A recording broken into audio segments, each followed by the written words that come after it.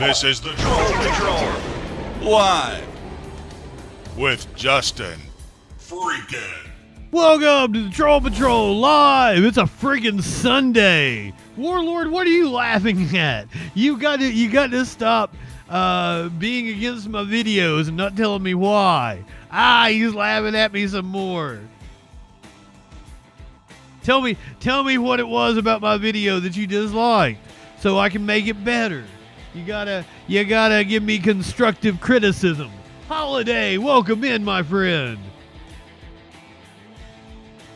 As my boy Jason always says, fill in the heart hole. I had no idea what he was talking about.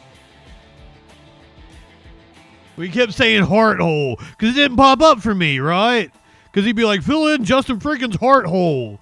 And I'm like, what the fuck, heart hole? But I see now, like, there's a heart hole for Holiday. Go fill it in.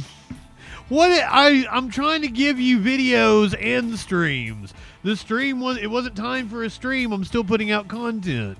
And to be honest with you, I'm stupid. I've been expanding. I've been watching wrestling on stream. I've been doing live music Monday, watching fucking old sitcoms and shit like that. No, if I really wanted to make it as a content creator, I should probably start producing more YouTube videos. Let's get into the video essay game. And then that will bring people over to the live streams. It's an ecosystem kind of thing. So I should really focus on the freaking newses and do them every day. They're just so much work. There's so much work. But I should do them every day because they have the ability to pop off and get me seen by people that wouldn't normally see me. Anyway, let's get high.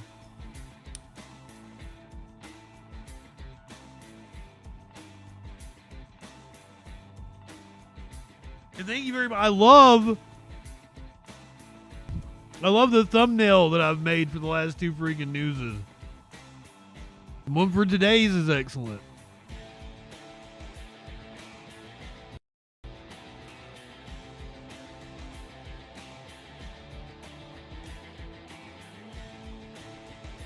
And you had the audacity to bash my video. Or exit. You put an X on it. You didn't actually bash it. Squirrel, welcome in. This was the thumbnail I made for it. I'm very proud of it. Radioactive shrimp recall expands. I'm sorry, I mean, you come in here and say politics is pointless, but I'm a show called The Troll Patrol where we just kind of, mock shit all the time. So I'm for it. Chimp, totally for rent control. You know what else I'm for? Titty slaps. A titty slap! Give me those titties, Come on now. Just throwing it out there. Give me those titties, I've had more people watching me on YouTube lately. What's going on with that? See, that's why I need to focus on making YouTube videos. My YouTube's starting to pop off, apparently. But welcome in, Chimp, and Jesse the Man 1000. Jesse the Man 1000. You've come to the right place if you think politics are pointless, because we just mock the shit out of everything. We get high, and we make fun of people. We hand out titty slaps. We piss in Dan Crenshaw's eye pussy. That's what we got going on over here.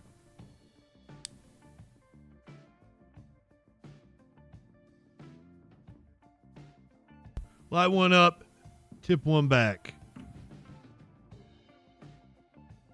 I guess we'll get into the news. We're going to start off with foreign affairs tonight. The Prime Minister of Japan has announced his resignation.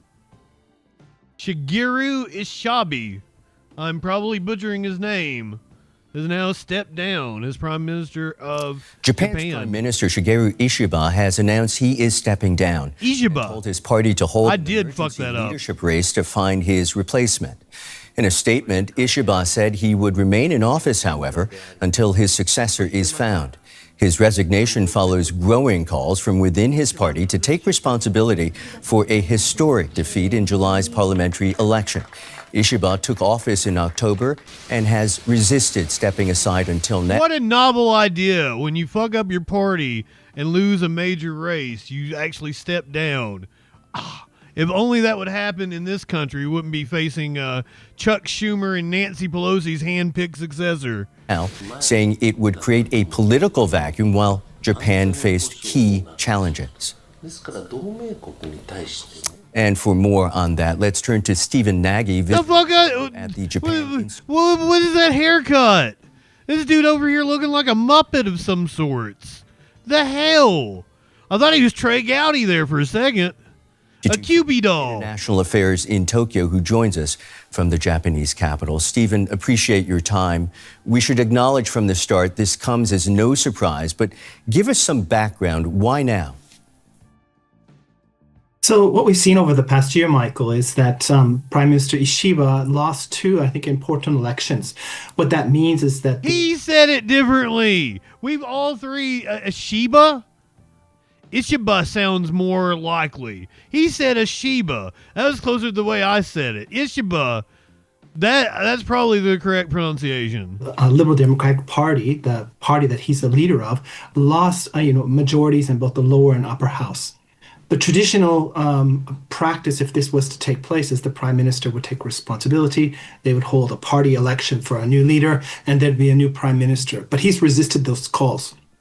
Second, I think importantly, there's somewhat of a civil war within the Liberal Democratic Party itself, with conservatives seeing Prime Minister Ishiba taking Japan away from the consensus that was built by the late Prime Minister Shinzo Abe in terms of how to manage the relationship with the United States, how to manage the relationship with China, and to continue to invest in diversifying economic, diplomatic, and security partnerships with Australia, the UK, the Philippines, Southeast Asia in general, and India and Europe.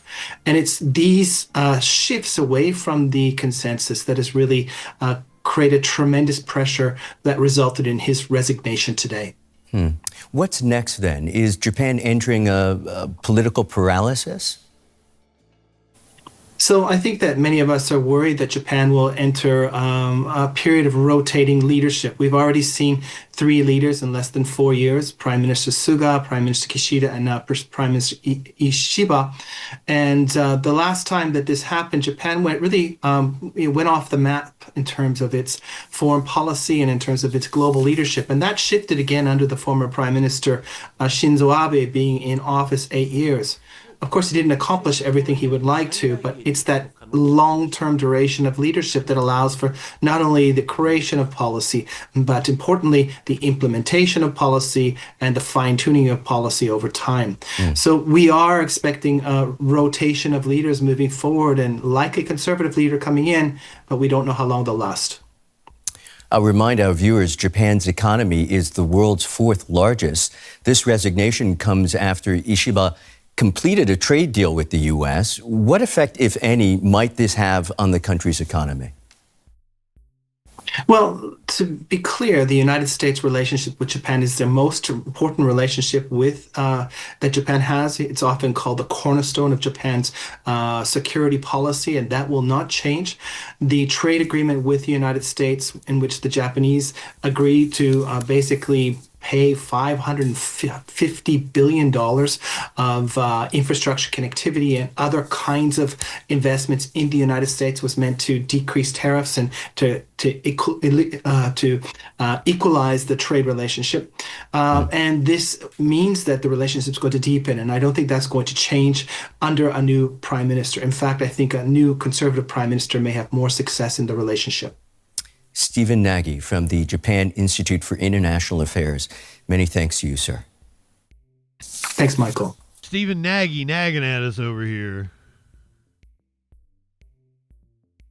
Go from Japan to Argentina, Argentina holding a major election today. Argentina's largest province holds election in a political test for President Milei, who is currently undergoing several scandals. Polls closed Sunday in Argentina's unusually high-stakes local election for lawmakers in the country's most populous province of Buenos Aires, voting that is seen as a referendum on the performance of Libertarian President Javier Milei and a bellwether for crucial midterms next month. The Buenos Aires provincial election is polarized between Milei's recently formed Libertarian Party and Peronism, the ideological, flexible populist movement that has held sway in Argentina for decades. Milei, whose barely 4-year-old La Libertad Avanza party has subsumed much of the center right, views this as a chance to embarrass the Peronist opposition led by former President Cristina Fernandez de Kirchner in its historic stronghold. These elections will be useful to understand the level of support that the government has, but also how strong the Peronist party is, especially ahead of October midterms, where the government needs a good result to push its reforms. This is according to Juan Cruz Diaz, the head of Cefiatis Group, a consultancy in Buenos Aires. A bribery scandal has rocked the nation, entangling Milei. If you don't remember who Milei is, he's the dude with the wild hair and the chainsaw that Elon Musk got behind. Yeah, that motherfucker right there. Yeah, he had the chainsaw at was it CPAC? He was here in the U.S., but it's a favorite prop of his. A bribery scandal has rocked the nation, entangling Milei's politically powerful sister and undercutting the president's image as a political outsider pitted against the corrupt Peronist elite. Milei denies the allegations that his sister took kickbacks from pharmaceutical contracts. The opposition-dominated Congress has started to turn against Milei's harsh cuts to social programs, overriding his veto on raising disability benefits and approving bills that boost scant funding for healthcare and universities. Adding to the pressure, Argentina's economy is shrinking, consumer confidence is falling, unemployment is rising, and interest rates are soaring to record highs as the government repeatedly intervenes in the currency market to prop up the peso and hold down inflation in hopes of placating cash-strapped voters. As a result, Milei hasn't built up enough foreign currency reserves to assure global markets that he can make good on his promise to transform this 9-time serial defaulter into a normal country capable of servicing its debts. Milei has a very strong ideology, and his vision is that the state has to have a minimal impact and investments have to come from the private sector. But that hasn't materialized yet. This is according to Ana Iparaguayer, an Argentine political analyst and partner at Washington-based strategy firm Gabo. Sunday's vote to elect 69 provincial lawmakers and councilors in dozens of municipalities will not change national policy, nor will it affect the National Congress that holds its midterm elections to renew half of the lower house and a third of the Senate in late October. But the election will offer foreign investors important clues about whether Milei's party can gain enough seats in Congress to push through the president's radical economic overhaul. Despite the headwinds, Milei has a few assets in his favor. He has fulfilled his flagship campaign pledge to bring down Argentina's sky-high inflation rate, and his rivals, whose reckless spending helped deliver the crisis that he inherited, are in disarray. Former President Fernandez, who pulled Peronism to the left during her 2007 to 2015 tenure, remains its most powerful leader, has been banned from politics for life and placed under house arrest over a corruption conviction. The party's leadership remains uncertain. The movement has struggled to articulate a clear political vision beyond opposition to Malay or economic policy beyond the same patchwork of price controls and cash handouts. Nonetheless, the sputtering economy and ballooning government corruption scandal has given a jolt of optimism to the Peronists in the province where Juan Domingo Perón, the charismatic army general and grand master of the 20th century Argentine politics, first built his working class base in the 1940s.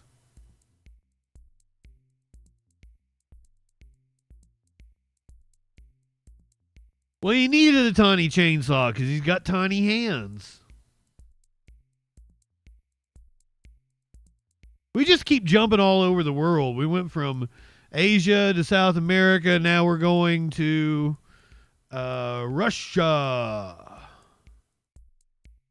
Russia launching its largest air attack on Ukraine. Its largest air attack. I just said that. Since the start of the war, the Ukrainian Air Force said on Sunday, counting more than 800 drones and 13 missiles fired at targets across the country. Authorities said it killed at least 4, including 1 baby, and set fire to the seat of government. Ukraine's Prime Minister Yulia Sviridenko said it was the first time the main government building in central Kyiv had been hit.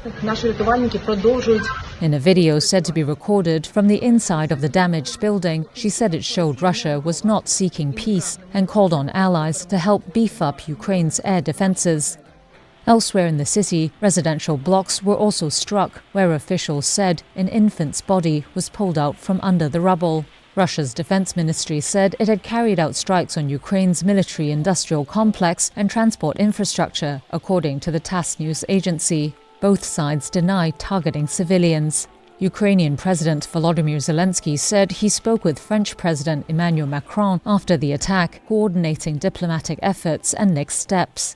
European allies have vowed to stand by Ukraine politically and militarily, but concrete offers of assistance are still being discussed. Russian President Vladimir Putin has pushed back on calls for a ceasefire, emboldened by strengthening relations with China. US President Donald Trump said on Sunday he is ready to move to a second stage of sanctioning Russia, but stopped short of saying what that entails. Trump has expressed growing frustration with Moscow, but despite repeatedly threatening further sanctions, he has so far resisted making the move. Also on Sunday, Ukraine's military said it launched an overnight attack on the Druzhba oil pipeline in Russia's Bryansk region, saying it inflicted comprehensive fire damage. Authorities could not independently verify the report. It confirmed the location of the video released by Drone Forces commander Robert Brovdi, but could not verify the date it was recorded. Kyiv says its strikes on Russian energy targets are in response to Moscow's continued attacks on Ukraine and aim to undermine its overall war effort. There was no immediate comment from Russia. Russia knew it was shut the fuck up Friday.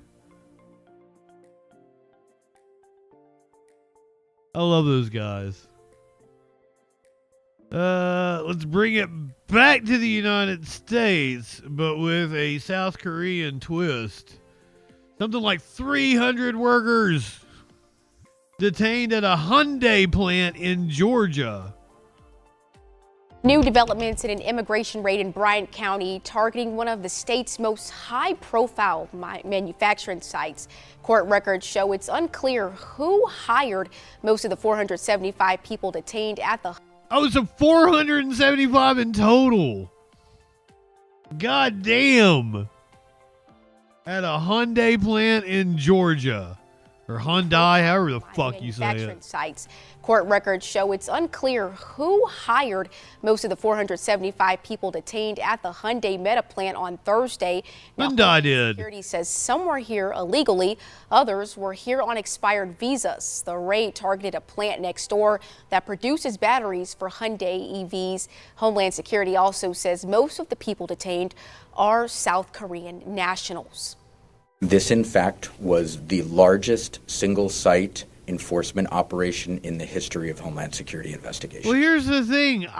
The workers, they're just doing their part, and they're doing a good job and working at a fucking Hyundai plant.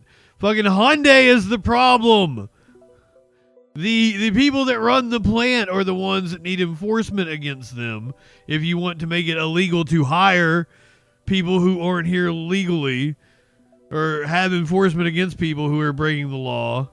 This has been a multi-month criminal investigation where we have developed evidence, conducted interviews, gathered documents, and presented I stand with the workers to the court. Officials say the Fuck raid the was company. the result of an investigation into illegal hiring and poor working conditions at the site. Yeah, see, fuck that company. They're hiring people that are scared of their immigration status in order to take advantage of them and exploit them. That's why we need a comprehensive immigration regimen that allows people to work in the country and be able to work legally and seek protections. We need robust protection for workers. We need much stronger unions and a much stronger labor movement.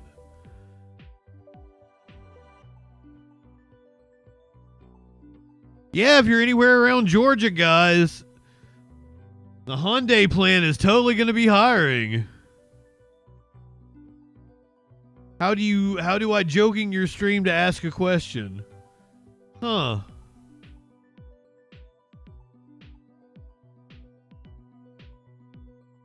There are RWP, welcome in, my friend. I'm perplexed for multiple reasons. If you'd like to joke with us, we totally like to joke around. You are asking a question. You're asking a question to see if you can ask a question. That's it's the inception of the question, and it's killing me. Oh, you can call in, you can hop in the Discord, my friend. Whichever you feel more comfortable with. Also, good evening. We're glad to have you here. Flash, Lenny, welcome in, guys. I was talking when you came in. The phone number is 917-830-4359. We can hook you up with that in the chat.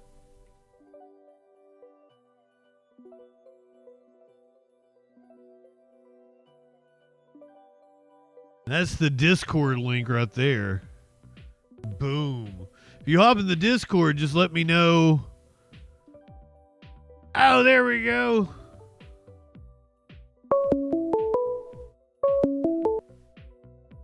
Caller, you're on the Troll Patrol. What's going on? Hello, sir. How are you tonight? I'm fantastic. How are you? I'm glad to hear that. I'm RWP. I figured out how to joking your stream. I love it. I love it. I mean, it's called the Troll Patrol, so you can joke in our stream all you want to. Sure, that's great. Are you from Georgia? I am not, but I've spent a lot of time in Georgia because I'm from Appalachia. So Atlanta was kind of the big city. Oh, you're also from Appalachia? Well, adjacent. The Piedmont region of North Carolina. Okay, yeah, that's still Appalachia. I've lived in North Carolina and spent a lot of time in North Carolina. What are your thoughts on the current deportation policies of the current administration? It seems very draconian, fascist. Show us your papers, please. I stand with the workers. I don't think immigrants are a problem in my life. Matter of fact, I think immigrants have enriched my life in numerous ways, and I would trade every single MAGA for all the Mexicans in the world.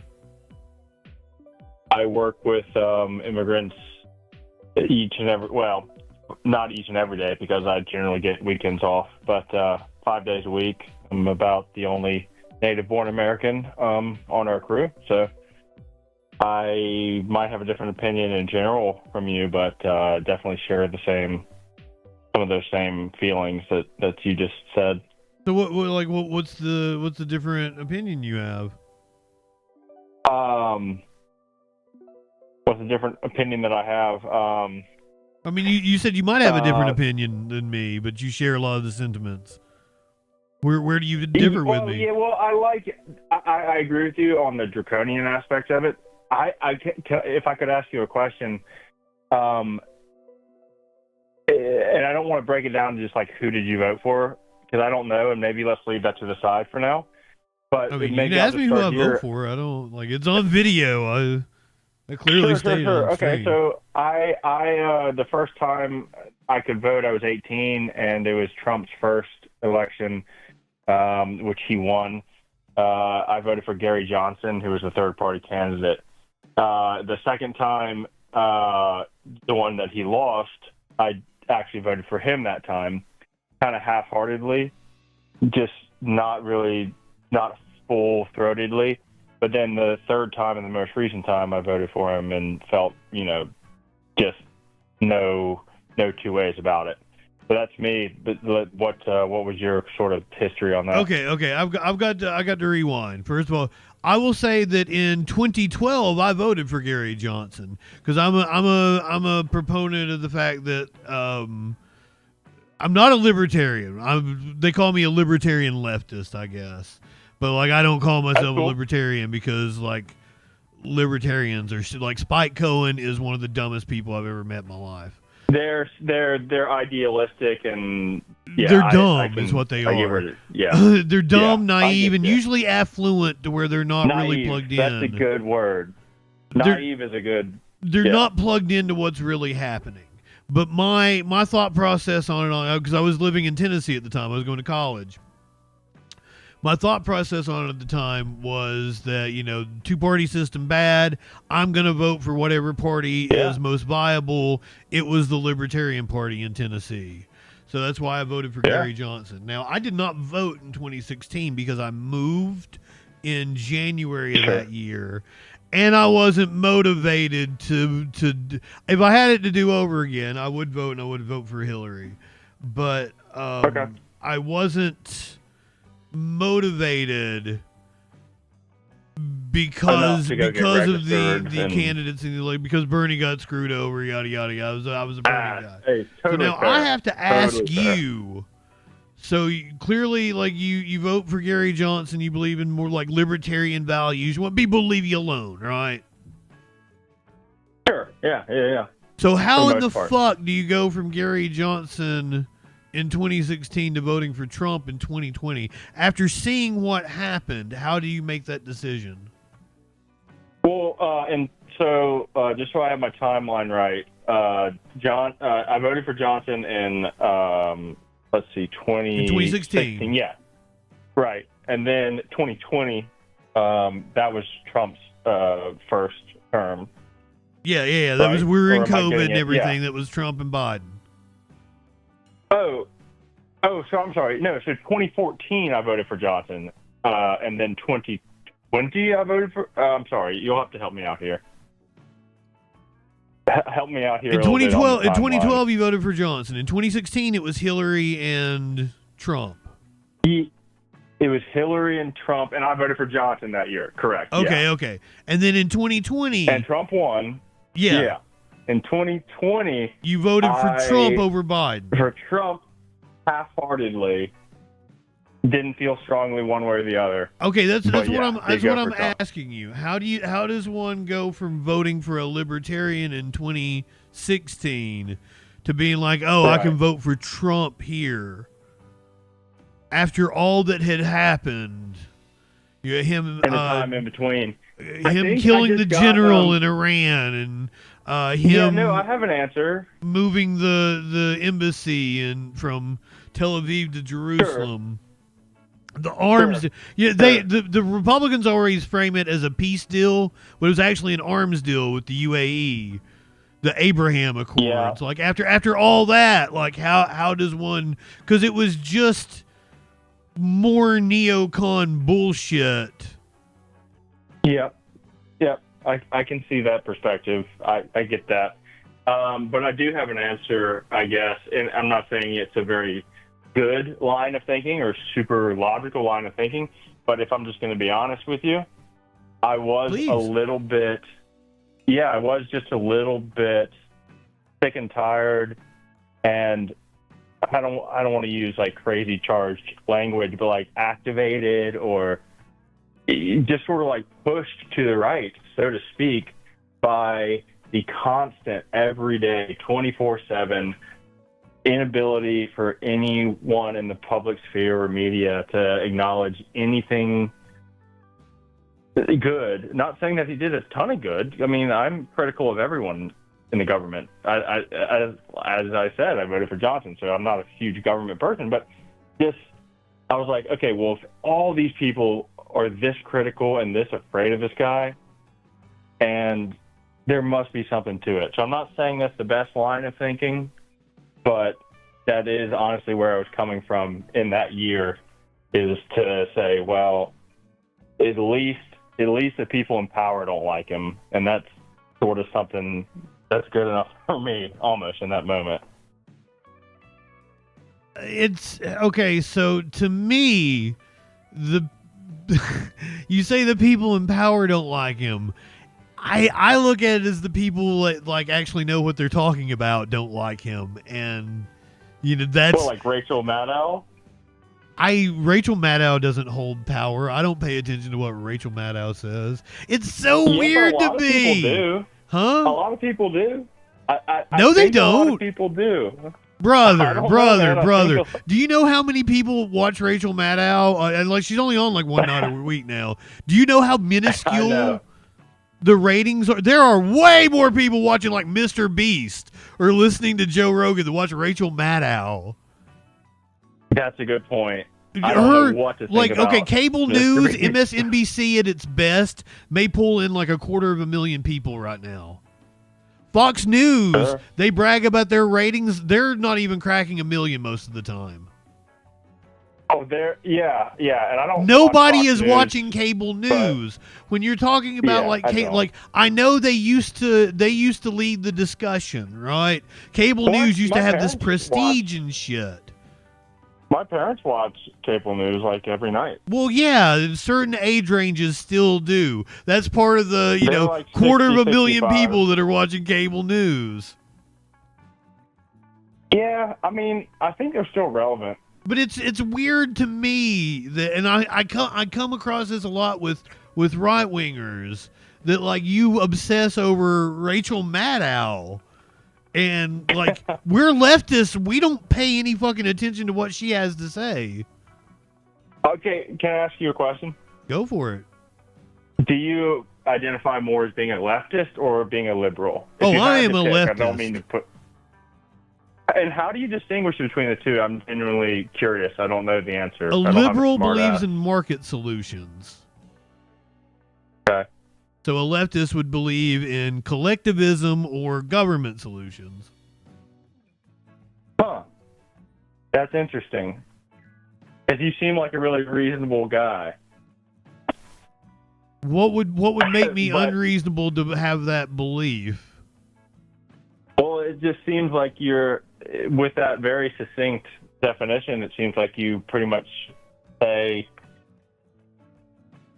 that the collective should put their collective power in the government and have that be that's sort of your thesis of no, I get it.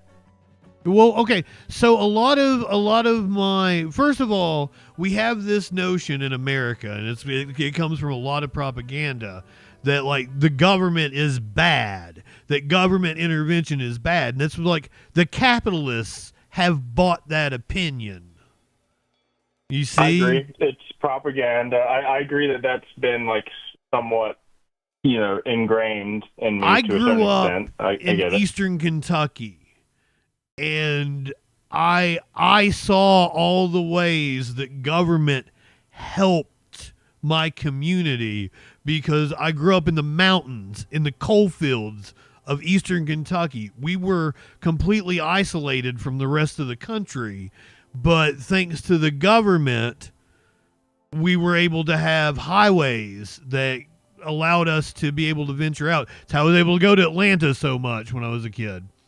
We were in Pikeville, Kentucky. They moved the river.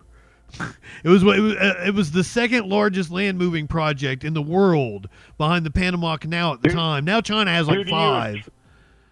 No. I like it. My dad's from Lexington, and my mom is from Eastern Tennessee, between Cookeville and Crossville. So they met when they were both in school in Knoxville. And government moved the river to stop the town from flooding.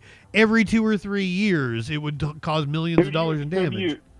Who do you attribute that seeming success of government, work to? I attribute it to the mindset that we used to have. Okay, we are in what is the neoliberal period, where we're tearing down the social safety net. Up until the 80s, we had a government that was literally called the welfare state. It was established by FDR. And not ironically, it wasn't an insult. That's just what it was called. Yes, because there should be a certain minimum provided to everybody to make sure no one drifts into poverty. That used to be a belief that we had. But thanks to, and like, this all ties into the Red Scare, because that's what it was all about. Like, they wanted to demonize communism. That's what Marx is a dirty word to people over 55, because they had it like seared into their brains in schools, in popular media. No, I agree. But if you read Marx, all Marx is a critique of capitalism. He doesn't really even have proposals of his own. He kind of, talks about what Sorry, I didn't mean to interrupt. I understand, and I've disagreed with very little that you've said, but I think that is essentially the problem, is that you're exactly right. It's a critique, so it's worth reading, it's worth considering, but there's no solution. And I believe it was Churchill who said that capitalism is the worst form of government or economic system except for all the others. Well, okay. But are you familiar with that quote? Oh, I am. Churchill's an idiot. Yeah. So here's... Well, okay, fine. But if I may ask you, are you in your 30s, 40s, 50s? I'm in my 40s. Okay. It's shocking to me how much we seem to agree on and come to very different conclusions. Okay, well, we watched the Libertarian convention last year, and we watched every day of it, right? Because I'm a political junkie. It's good content. Me too. And we agreed, and I have to keep reminding the chat, we're going to agree with so much of the Libertarian thought. We all properly diagnose what the issues are. They just come to the fact that no, we want less government intervention and we should let the market take care of it. But that's clearly, to me, feudalism. That's you're right. Giving away your power to be able to regulate business and saying that businesses will be malevolent, and there is zero proof that would ever happen. I agree. I like it local. Because I think the libertarian perspective is too naive, like you said earlier. We agree on that. So I think my pop out, if you want to call it that, is just that I want my decisions being made as close to home as possible. Well, here's the thing about that, though. Okay, so it can't be a one size fits all everything, because say 3M is dumping chemicals into the Tennessee River because this actually happened. You have to have an agency that's big enough to be able to enforce 3M being a Superfund site and making them clean it up. Because that actually happened. That's something that the EPA did, because 3M was dumping chemicals in the Tennessee River. RFK did a lot of that sort of thing. How do you feel about him?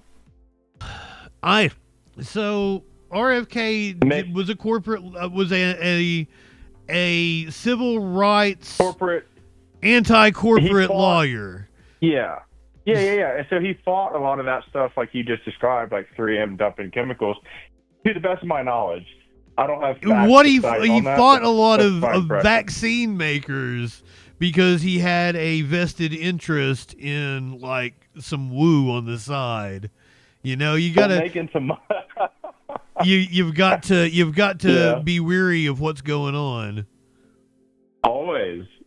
Did you see his and shit? Not You don't not take Pelosi. RFK Warren. Did you see his seriously, and do Warren's you? exchange Hold the other on. day? You don't Sorry, take what? RFK seriously, do you? No, I don't really. Okay. I really don't. I think he's like an interesting. He's not a pawn. He's a dumbass, But is what he maybe- is. Maybe he's like a bishop. You know, if you were making the chess analogy, I don't know exactly what piece he is, but he's like. He's a dumbass He's grifter, is interesting. what he is. I don't doubt his intelligence. I'm sure he's an intelligent Oh, I do. man. Brother, he had a brain worm. He was addicted to heroin for over a decade. We watched him swim in raw sewage just like a month ago. Come Those are the fair fuck points. on. Well, I gotta hop off here, but I've enjoyed speaking with you. Well, We agree on a lot. subscribe It's to the interesting. channel. Tell your friends I and will. come back in. We find out what that news be doing Sunday through Thursday at 8 p.m. Eastern. I was getting ready to say every night, but I it's love Sunday it. through Thursday. Come join us. I love it. All right. One Hey, thank of you for having us. me. Appreciate One it. of us. Good night, my friend. Have a All good right, one. brother. That was awesome. You get a titty slap. A titty slap! Come on now. Shelly, DJ Dub, Red Wine Terrorist, Objectively, Az, who else we got? Anybody else come in here on me? Parkourse, Meat Cakes, Fuzzy Simba, Princess Kimberly. Welcome in. Good evening. Femvox. I had so much more I wanted to ask him. Because I just wanted the opinion on how you move from 2016 and being a libertarian to Trump in 2020. But I definitely wanted to know how you go from 2020 to 2024 and be more galvanized towards Trump. That is what blows my mind. We didn't even get there. Anonymously, welcome in.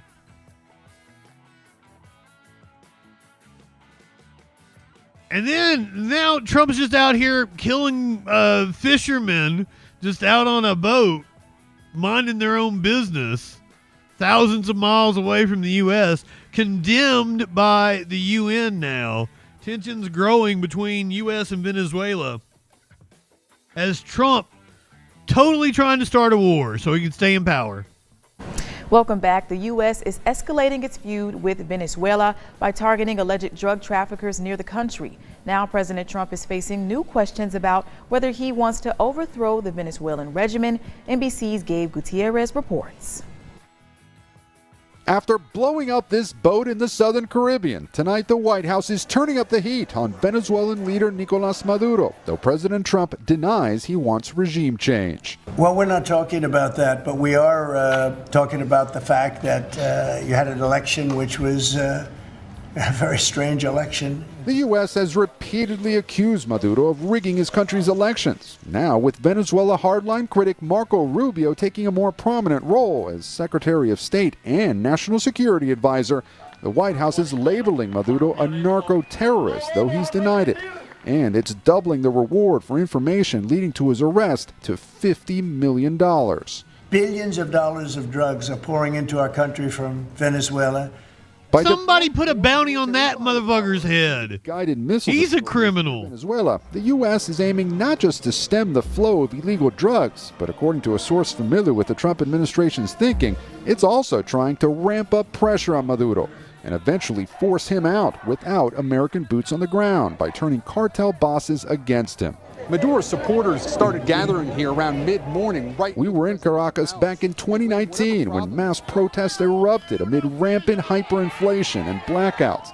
At the time, President Trump backed an opposition leader, but Maduro held on to power. Now, Maduro is urging the U.S. to abandon what he sees as plans to overthrow his government, and he's accusing Rubio of running the White House. The President of the United States is going to wage war on narco-terrorist organizations.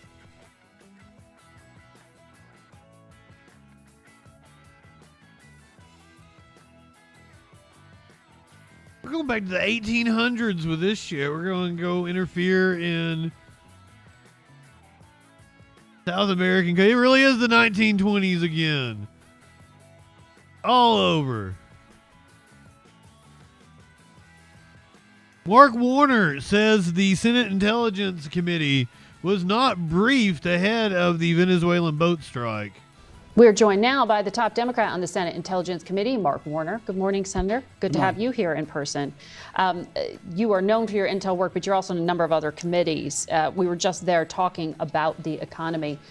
Do you agree that basically the economic data that the United States releases is potentially fundamentally flawed? No. Oh, yeah, that's the jobs numbers came out on Friday, and they were horrible. I think that the BLS has been the gold standard for years, viewed not only in this country, but around the world. Could there be reforms? Absolutely. But it's a little ironic that you're firing the referee, the president firing the head, cutting the staff. I'm not sure how that is going to improve the quality of the data. And the president had promised that a golden age for American workers. We're down 80,000 manufacturing jobs since the beginning of his term. We're at basically a flat hiring position. And what I think families who are listening. I saw that it was negative job gains for full-time employment. And then we added like 25,000 part-time jobs. Wow. If anybody's got a family member that's in college or immediately getting out of college, you know what a tough job market is to find this. And one of the things I would like to have heard from Kevin, and frankly, for more economists, is we're about to see the biggest job dislocation in our history, I believe, in terms of AI job dislocation. And those are many times kind of college-driven jobs. I mean, think back 5 years ago, we said to every kid, if you want to get a good job, go become a computer programmer. Right. Those are going to be some of the first jobs ignored and eliminated. And so I'm fearful that this focus on who's keeping score, when I think the American public realize the job market is tough, and particularly in terms of manufacturing jobs, there is no golden age. Well, and there's also a fundamental remaking of the economy if you're talking about artificial intelligence. So on that point, quickly, there were more than a dozen tech titans at the White House this week, including some of these giants in the artificial intelligence space. Microsoft's founder, Bill Gates, Google CEO, Apple CEO, and they were all around the table praising President Trump for the investment in chip manufacturing and AI. Do you think he does deserve that praise? Well, I can tell you the chip manufacturing came about because of a bill that John Cornyn and I put in under Biden, the CHIPS Infrastructure Act, $52 billion, totally bipartisan. I wonder how much of the economy is like kept going right now because of Biden's CHIPS Act and the Build Back Better investments. I wonder. President Trump has been very times critical of that bill. Now he is, I think, sending a bit of a mixed message, because some of the investments in that bill were going to Intel, our last meeting. Because there are definitely Republicans taking credit fabricator of chips for things from both of those bills that they voted against. Which is debatable, although I do think getting some of the profits. Taxpayers own 10% of the company now. But here's the weird thing. While he's trying to support socialism, American chip manufacturing, at the same time, he's taken off any of the restrictions on, for example, NVIDIA H20 chips to sell to China. So how do we read this? If we want to say we want to build American capacity, Intel, yes, make sure we maintain our lead against China. Well, why sell some of our most cutting-edge chips to China? It is a complete contradiction in policy. And the White House says, oh, they're not great chips, so therefore we can sell them, as the Commerce Secretary has said. But on the intelligence beat, as the Vice Chairman of the Intelligence Committee, you have an oversight authority, and under law, the intel agencies must inform that committee about their operations. The CIA has to tell you about covert actions. This is an important kind of oversight. But this past week, you said you were blocked from even attending a meeting at the National Geospatial Intelligence Agency out in Virginia. Why do you think you were blocked? And has your Republican counterpart promised you that this isn't going to continue? I have done these visits to our intel facilities for the 10 plus years I've either been chair or vice chair of the Intelligence Committee. They are part of the normal course. You get a chance to see the workforce where they're working. You get to see their newest, best, coolest stuff. And oftentimes I get to do a town hall meeting because I'm not only the chair or vice chair, but many of these facilities are in Virginia. Right. So this meeting had been on the books for literally weeks, normal course of business.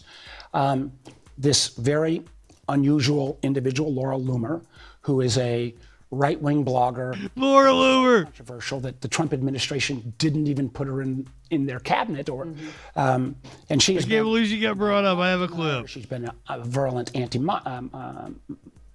anti-Muslim individual. She has been a big proponent of working with white nationalists. Yet she seems to have the ear of President Trump. So his first national security advisor, his first national security advisor, got kicked out because she went after him. The head of the National Security Agency, who I saw with recently, General Tim Hawk, got fired. She claimed that firing. Recently, we've seen 37 senior intel facility individuals lose their security classification, which basically puts them out of a job. And she brags about all this on her blog. I mean, it really raises the question, is she actually the acting Secretary of Defense or Secretary of War as of this morning? Is she the real Director of National Intelligence? What she went after me on was something unrelated to this and said, why can we let some anti-Trump person in to a intelligence facility? Strangely enough, Tuesday night, my meeting was canceled. Now, we're not going to stand up for that. I've talked to my Republican colleagues. Right. Is Tom Cotton promising you this won't happen again? I'm going to get those meetings held. I have raised it with Cotton. I've raised it with the other intelligence members. You want to talk about something that is dangerous? You restrict Congress's ability to do oversight, particularly with this administration, then we are flying blind. And in the intelligence space in particular, not every member can do this. Those of us who are senior on the Intel Committee, we are the limited numbers. We are the eyes and the ears of the rest of the Senate to do this oversight. They try to restrict this, America will be less safe, and I'm going to get those meetings. So tell me about this campaign, it would seem, in Latin America with the United States taking out this drug boat. Before we do this, let's watch this Laura Loomer clip. If you're not familiar with Laura Loomer, which if you guys watch Dave, you probably are. I assume he's watched a lot of Laura Loomer in his time. This was from Loomer Unleashed. That's her podcast. To find out about the cancer and being caused by the poison and stuff in the water. Gonna tell you. Just honorably served in the Marines and had no idea that this was going on. She can be my GOP mommy. The government knew but chose to do nothing. But at the time he was diagnosed, it was really hard because our son, Connor, was only 8 years old. Well, shit ain't wording right tonight. He went down from there after being diagnosed. First liver. Sorry. And then in 2019 was lung cancer. He went through treatments. He went through chemo. He went through radiation. But it was really hard because he went down really, really fast. Loomer Unleashed. Passed away. Loomer.com. Of 2019. To watch a man who, through the years, was a really strong. Loomer official. Man, a very loving, supporting father, husband. Why is she not looking at her? Connor and I, to watch him just go down so Yeah, I'm fast. bored too. It was really, really hard. I was hoping for some crazy. He was just, and how proud he was. Yeah. I actually had to unblock Laura Loomer. So now maybe I can find some of her craziness. Apparently I've had her blocked for years. See what we got here. So we're standing by. a coffee link. When you support my work, it leads to direct action. They're openly saying this stuff. This is a recording of their podcast from June 7th, 2024. The Loomer Unleashed team has been scouring Loomer Unleashed statements made by these so-called How is this woman a thing? And I am submitting this to the FBI. I am submitting all of these clips and all of the statements made by the Palestinians. That's a nice studio. Talking about disrupting. Those are nice graphics. She's hired good people to work for her. Military subcontractors. Having Muslim dock workers sabotage deliveries and somehow like get some kind of calculation of the amount of weaponry on board and reporting back to these domestic. Is the alligator for alligator Alcatraz? Hey, Laura, you got power in the administration? Put me in alligator Alcatraz, you fucking fascist. Go on. I dare ya. There was rumor that she was fucking Trump. I'm sorry. Not that she was fucking him, that she was giving him blowjobs, because apparently he can't actually get it up to put it in somebody anymore. Yeah, I'm sorry. I had to walk myself back. That she was just so she basically like chewed on it. Cocktua, chew on that thing.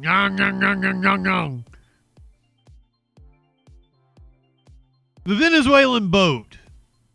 Secretary Rubio, your former colleague on the Senate Intelligence Committee, says, quote, if you're on a boat full of cocaine or fentanyl or whatever, headed to the United States, you're an immediate threat to the United States. He is saying that as a national security justification to carry out a campaign with an unclear timeline. Have you reached out to Rubio about this? Do you know anything about how it is being formulated here with the intelligence community? Well, first of all, the Maduro regime in Venezuela are bad guys, and we obviously need to do all we can to stop fentanyl. I don't know that he's a bad guy because of all the goddamn propaganda. I want to say that he is. I want to say that he leans towards authoritarianism. I want to say that he's probably corrupt, but I can't say it for sure because you can't dissect because of all the stupid anti-Venezuelan propaganda, all the Western propaganda towards the country. Whew. You've begged me to seek professional help for what? What? We have not been briefed on this. This was a DOD. It was not an Intel project. It was a DOD project. But my fear is there are still international laws of the sea about how the process of interdicting these kind of boats. There's supposed to be a firing of a warning shot. You're supposed to try to take it peacefully. Mm-hmm. My understanding, this boat, none of those procedures are followed.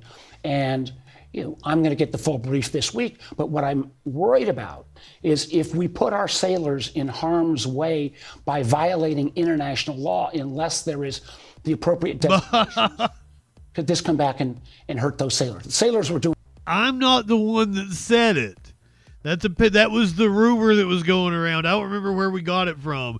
Might have been Steve Bannon or something. This was during the campaign last year. What about? I feel like it was before September. It would have been like August, maybe July. He was traveling with Laura Loomer. On their job. But as far as you know, this is fully a military operation. It is not using the intelligence assets of the. We have not. Because the administration says they know everyone who was on that boat. Well, they had great I'd like clarity to see and that fidelity. data, but this again goes to the point. This kind of action should be briefed to the intelligence community. And I'm a member of what's called the Gang of Eight. Mm-hmm. Those are the folks that's supposed to get the absolute secret stuff. I would not. Got no briefing. I would not do an orgy couch with the Gang of Eight. It sounds hot. It sounds like you subscribe to the OnlyFans, the Gang of Eight, and you get like some wild swingers shit, some orgies. But no, that is not what it is. No briefing on this? No briefing on this. Are they conducting? I think Lindsey Graham is one of them. Information sharing with Gang of Eight? There are information sharing, the level of sharing, and the timeliness of the sharing. For example, we were on the Iran bombings. We were not notified beforehand. my Republican colleagues were notified. When you start making oversight and who gets shared information on a partisan basis, you know, this kind of cooking the books in intelligence, how we got into the war in Iraq in the first place. Senator Warner, thank you for your time today. We'll be right back with a lot more Face the Nation, so stay with us. The Gang of Eight is the Speaker of the House, the House Minority Leader, the Chair of the House Intelligence Committee, and the ranking minority member of the House Intelligence Committee. So the Republican, the Democrat in the Intelligence Committee. And in the Senate, it's the Senate Majority Leader, the Senate Minority Leader, the Chair of the Senate Intelligence Committee, and the ranking minority member of the Senate Intelligence Committee.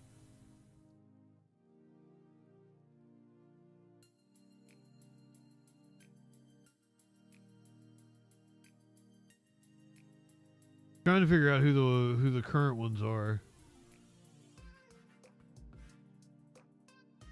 But Warner is the chair. Flo, Babylon, welcome in. Let's light one. Now that you're here, let's light one up, tip one back. It's time to get high. I know Joni has announced she's not going to run for re-election. Did I call and tell her how saddened I am?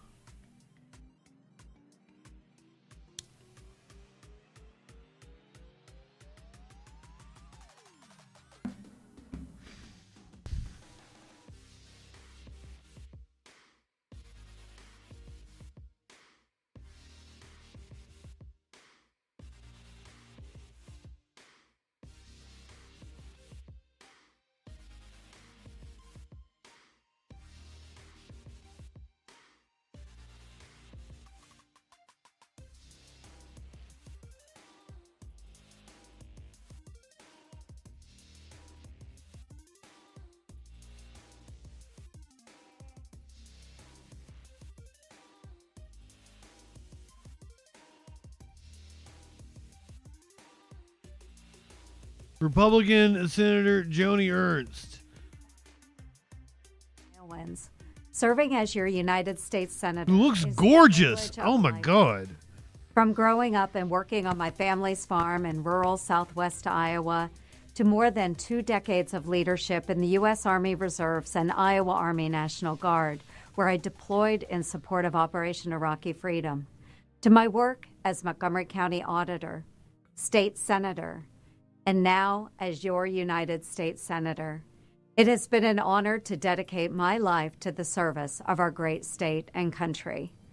Having been raised in a family who has given me so much love and support, now, as our family ages and grows, it's my time for me to give back to them.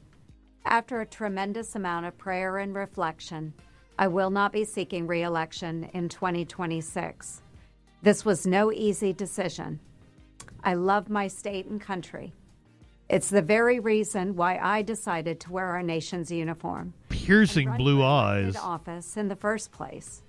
I never imagined this farm girl would have the opportunity to serve as a lieutenant colonel and then a United States Senator. Only in America and by the grace of God.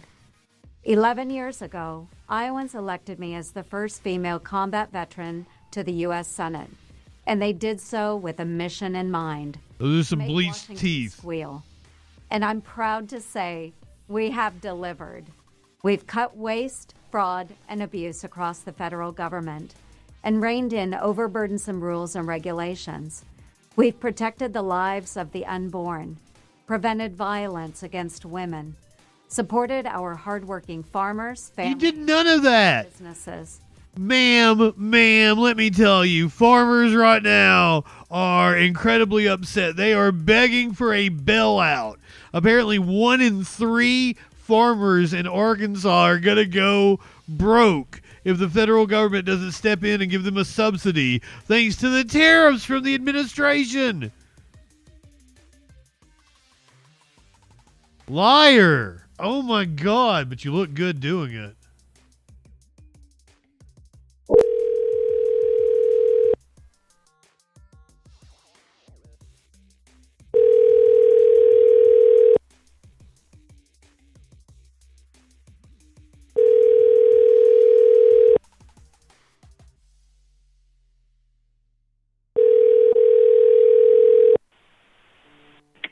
have reached the office of Senator Joni Ernst. Please leave a message. Record your message at the tone. When you are finished, hang up or press pound for more options.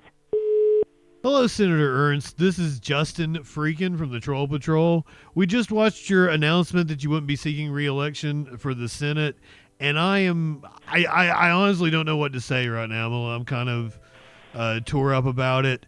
I was really hoping to support you in your re-election bid and watch you cruise to winning that Senate seat again, but I have also seen the polls, and I know that's probably not going to happen, even though I was hoping I got to watch you do that.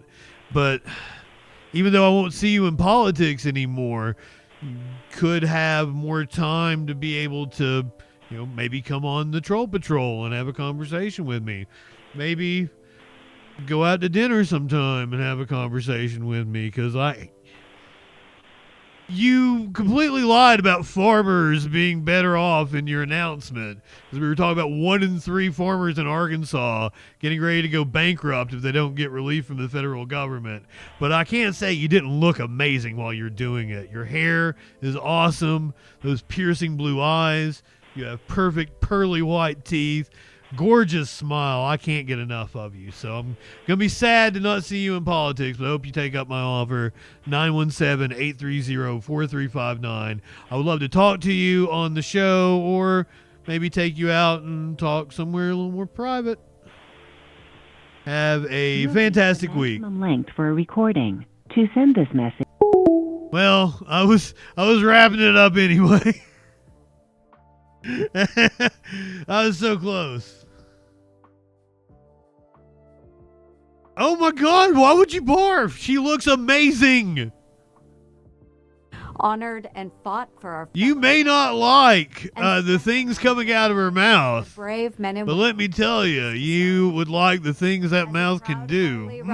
You can rest assured I'm not slowing down anytime soon. She says she's not slowing down. So much to accomplish before the end of my term. And I'll keep fighting every single day, as I always have, to make Iowans' voices heard loud. I don't want to fight no more. It's time for letting go. While this chapter of elected service will soon close, I will always find ways to best serve my community, state, and these great United States of America. She looked fabulous. You got it. You can't hold that against me that I find her attractive. She is a very pretty woman.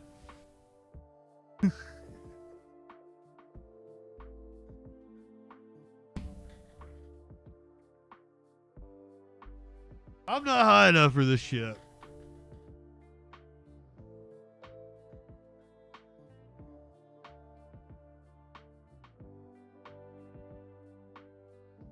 You can't say she's empty. Oh my God. Hey, it's Smokey. You want to see Smokey?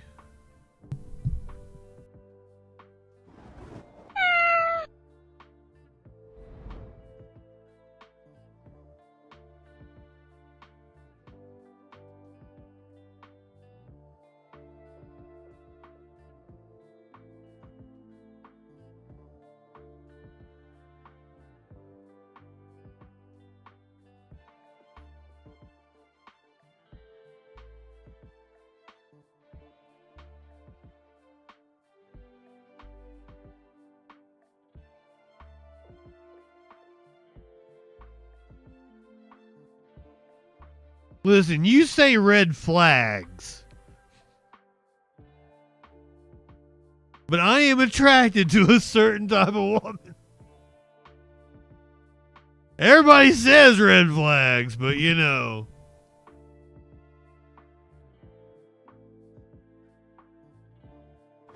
You live in sexual anarchy? I'm sorry, a holiday's just busting my balls. You know you love it. You're so into it. I'm cucking you guys with a GOP mommy. You're having to be in the cuck chair watching it happen. I'm Charlie cucking you.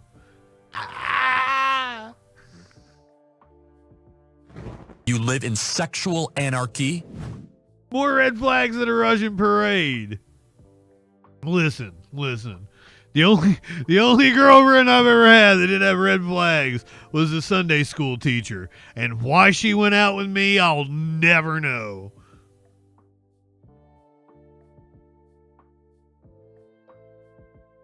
Did you guys know I dated a Sunday school teacher? When I was like 30. This wasn't like younger me, oh, she can change me kind of deal. No. We were the same age. She had known me for years.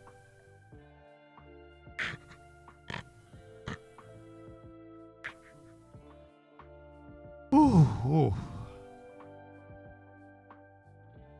Where were we at? Okay. Here we go. Okay, let's start with this. Let's go. The U.S. Open, the tennis.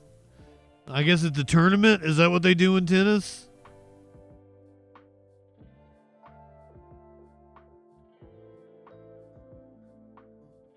Well, she didn't know about anybody sucking in the sack because I took her virginity. And she said it wasn't like a religious thing that she was holding on to it. She was like, I just never had anybody that I felt like, having sex with. Tones, welcome in. Good evening, my friend. Oregon gal, did I give you a proper good evening? Let's get high.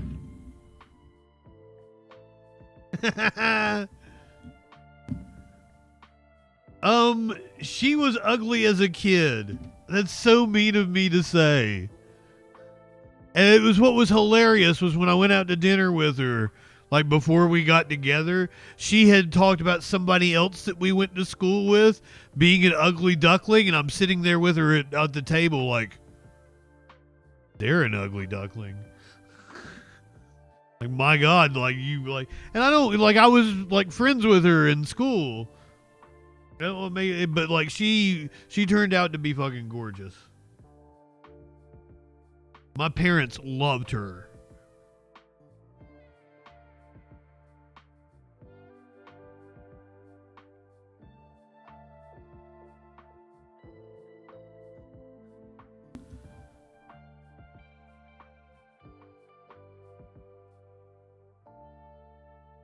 Wanted to pray before doing the deed. Now, the Sunday school teacher totally didn't no. She was so cool. I turned her on to South Park. She'd never watched it before. She's like, it is a really well-written show. Wanted to pray before doing the deed. Hey, that's like the meme where you got to have protection, and the dude reaches over, and he has like a picture of Jesus.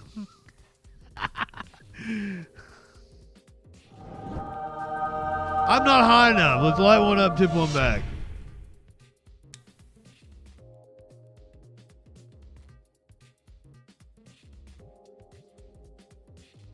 Now, I did have some satanic women want to do some, like, weird voodoo shit. Ritual or something. I've had that happen before.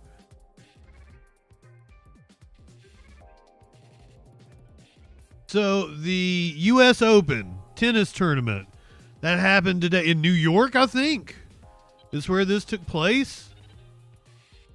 They had a special guest.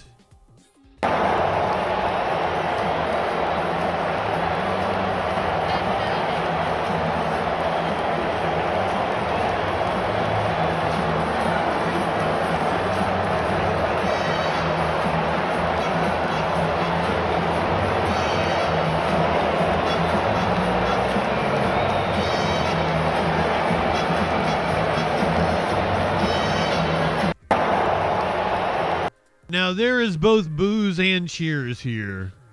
I could see somebody had said, like, liberals will see it and think the boos were overwhelming, and the right wing will see it and think the cheers were overwhelming. There were more boos than cheers, but it's probably like 60-40, 70-30, something like that.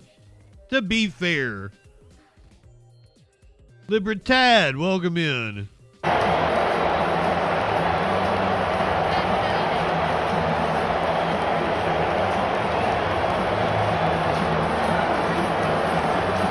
Yeah, you would think tennis would be a more liberal audience.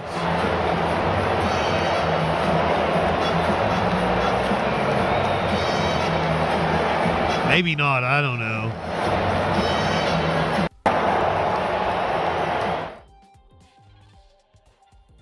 Probably skews richer. I don't know.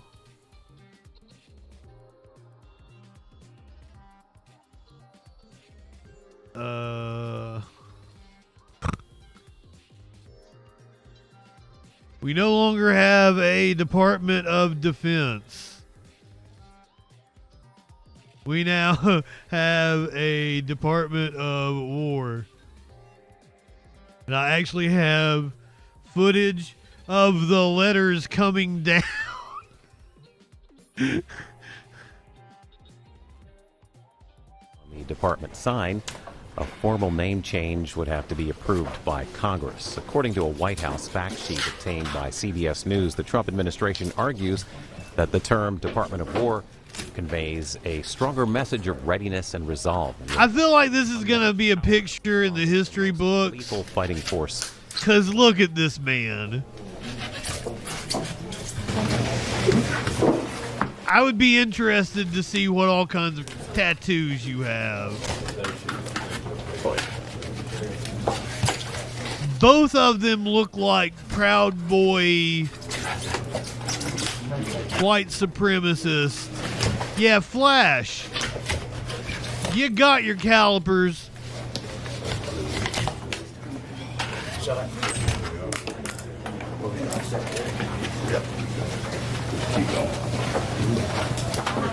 I feel like that's a hell of a picture for a history book.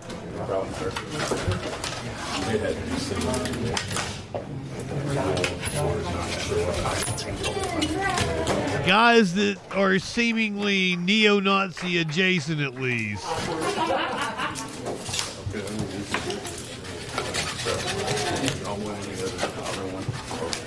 don't think we'll do the deputy. I guess they probably couldn't get the same lettering, so they're going to have to order completely different lettering. They wouldn't be able to match it up. What's that? Probably might be over the weekend. You still gotta do some. Yeah, I think it's the whole thing. Thank you. I mean, maybe I'm wrong about the tattoos, but I just shaved heads, beards.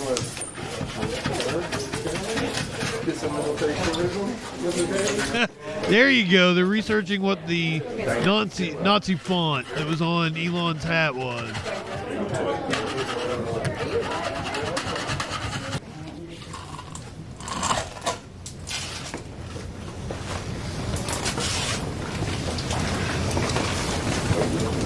And the new placard. The Secretary of War. So, I mean, it pretty much is guaranteeing we're going to war with Venezuela, right? They're telegraphing it.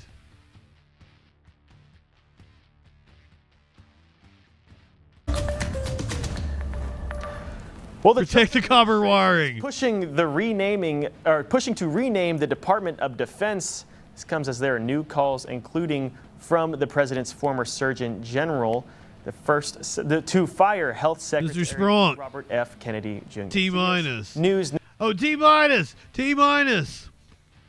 Thank you for the awesome fucking shirt. Now that you're here, we can totally smoke some weed.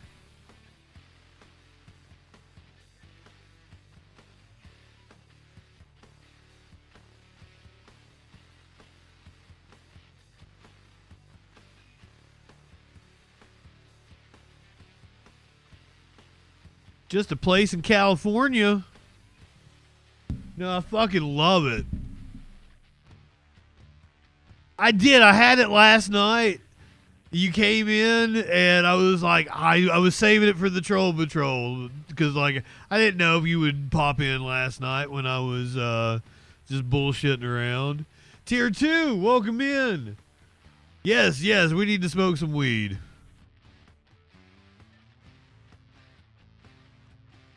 I fucking love it. It's the coolest shirt ever.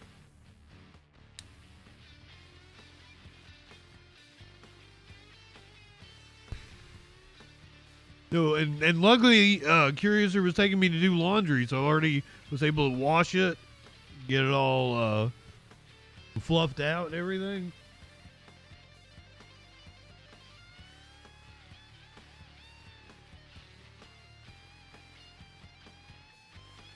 It was a whole little package. Media went and sent me some bracelets she made.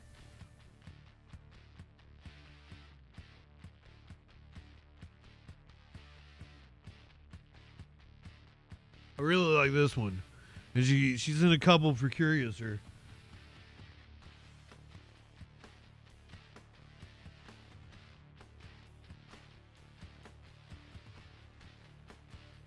Avalon, did I tell you good evening?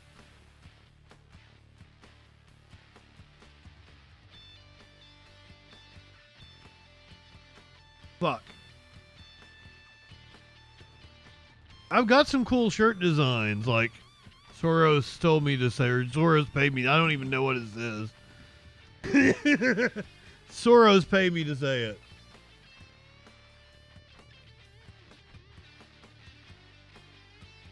Alright, I'm skipping this shit. Let's get to the good shit. Oh, that's funny. Oh yeah, I can't wait for that. Alright.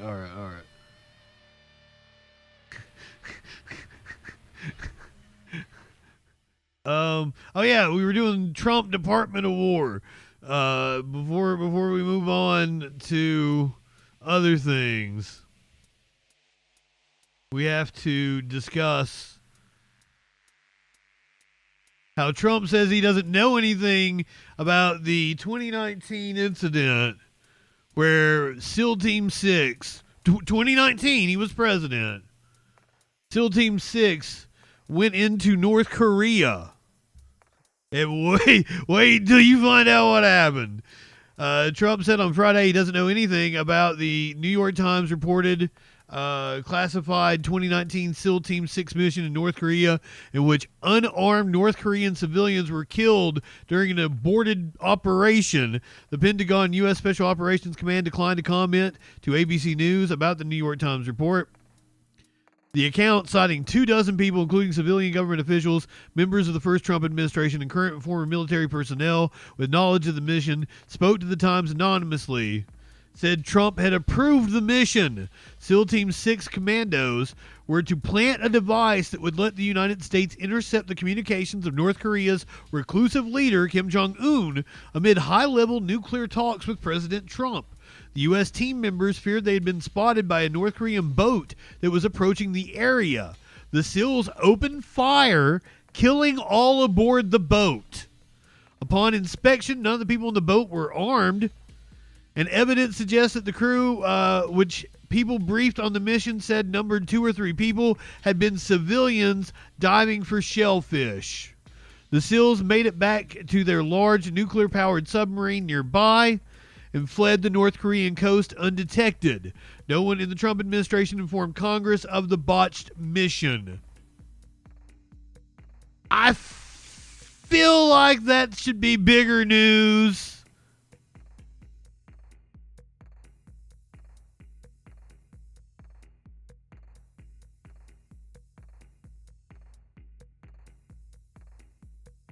How many people in the chat didn't even know about that?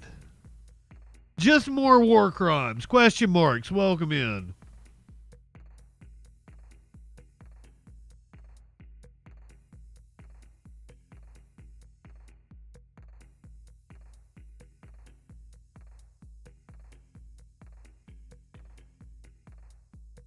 How popular is Trump right now? I get Republicans constantly telling me about how unpopular Democrats are. And they're right. Democrats are incredibly unpopular. But if you look up the poll numbers on Republicans, they're just like a point above Democrats. They are incredibly unpopular too. And Trump is the most unpopular president ever. And I believe he's sinking even lower now. Welcome back. The NBC News Decision Desk is out with the new poll this Why is she yelling at us? NBC News. Kirsten. Why? She's winking at me now. Okay. She can be my GOP mommy. You give me that look. Oh, fuck. I didn't see it. I'm sorry. Why is Kirsten yelling at us? But now she's winking at me. She's kind of turning me on. Welcome back. The NBC News Decision Desk is out with the new poll this morning, and here to take us inside the numbers is NBC News. She did. She winked at me. The great Steve Kornacki. Thanks for being here, Steve. What do you have? Hey, thanks, Kristen. Good morning. So take a look, our Decision Desk poll. And again, we're looking at all adults here. This is voters and potential voters, casting a wide net. We ask about President Trump's job performance, a 43% approval rating. That's what we find in this poll. And of course, that number, that's about the level. Survey monkey? What does a monkey know about taking surveys?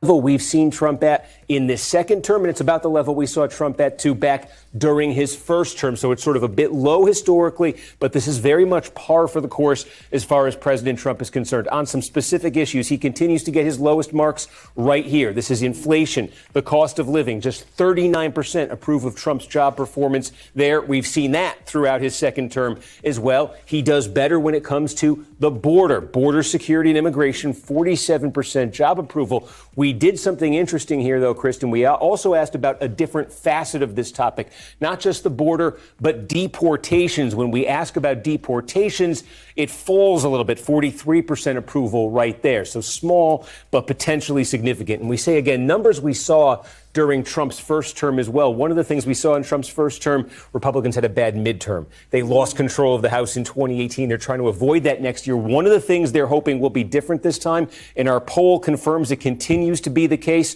right here. The Democratic Party is less popular than the Republican Party. Neither's doing great, but the Democrats more unpopular. See? We did not see that during Trump's first term. We are seeing that during Trump's second term.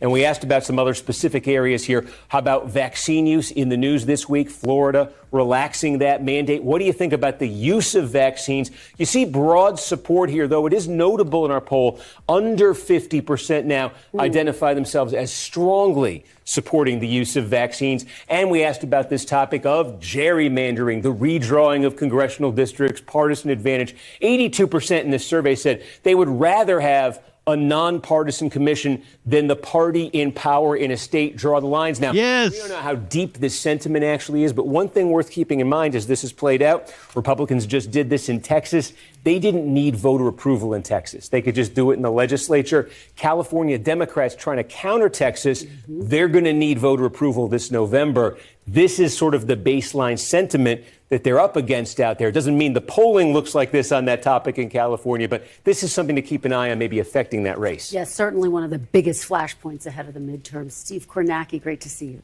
We thank you for watching, and remember, oh, shut up, Tom Llama. Stories on the NBC News app. Where is it? Or watch live on our YouTube channel. News and top stories on the NBC News app, or watch live on our YouTube channel. Maybe one day you'll be a Lester. I wanted to bring up during the call that, like, you know, people are stupid. And it was what I was getting to with, you know, the being propagandized over 50 years. People don't know how the government works.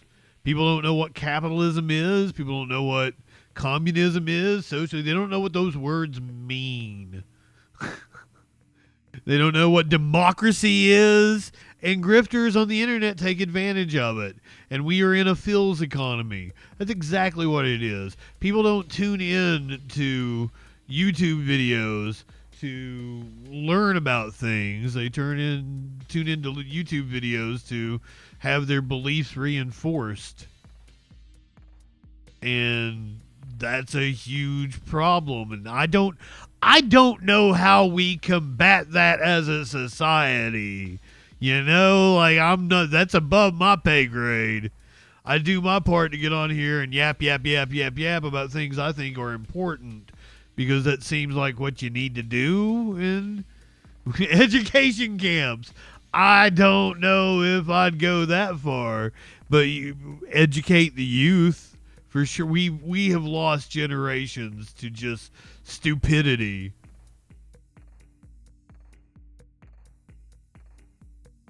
Hate a re-education camp if they never had an education in the first place. That's that people don't have critical thinking skills to be able to discern what's going on, or media literacy. Holy crap. Media literacy is a huge problem.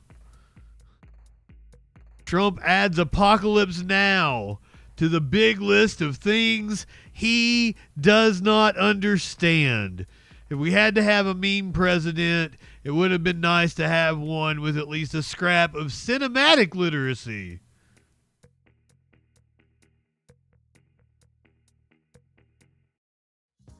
Well, thank you, Shelley. Let me make this a little bigger. Even if we only stick to pop culture, blithely sailing over the vast oceans of his ignorance on statesmanship, military strategy, economics, skincare, morality, etc., the list of things Donald Trump fundamentally doesn't understand is a hefty one. Trump's multitasking of pop incomprehension is impressive enough, for instance, that he can both misinterpret Bruce Springsteen's Born in the USA and its creators' utter loathing and contempt for him.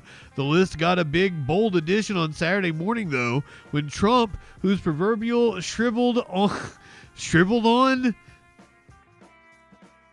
is currently gorging itself on imagery of himself as a warrior spurred on by all that probably insanely expensive Department of War rebranding, posted an AI-generated image of himself dressed like Robert Duvall's character from Apocalypse Now, captioned, "Shapocalypse Now.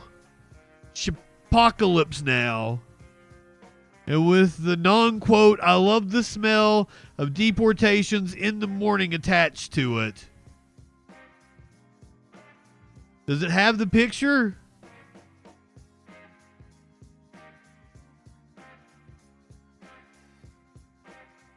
Is that it? Verifying that I'm human. Oh my God. Let me log in.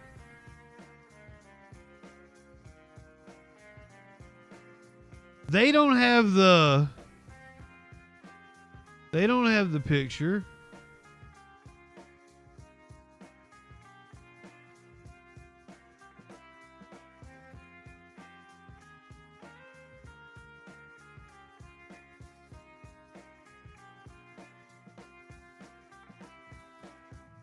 There it is. That's a real tweet from the president. Or truth. Pritzker saying Donald Trump isn't a strong man, he's a scared man. Illinois won't be intimidated by a wannabe dictator.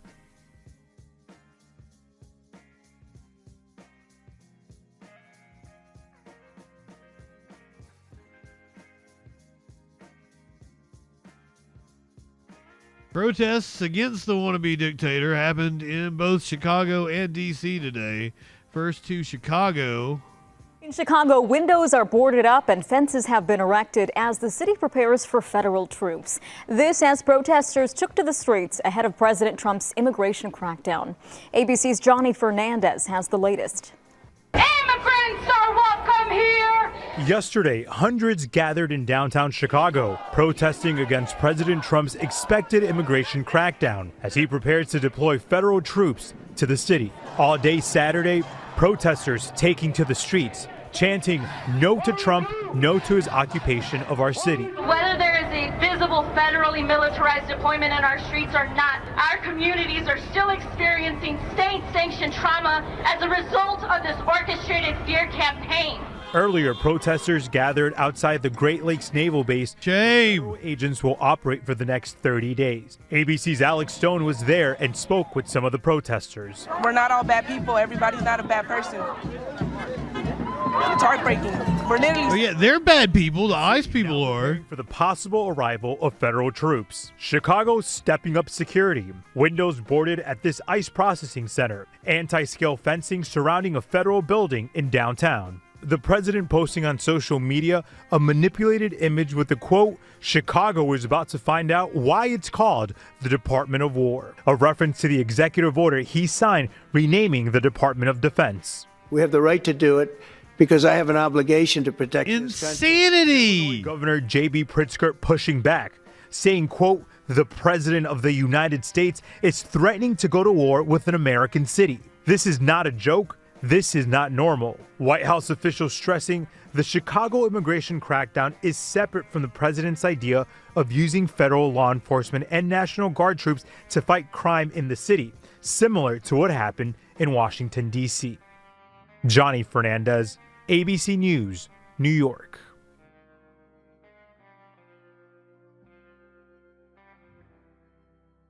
Protests also happened in D.C. over Trump's crackdown.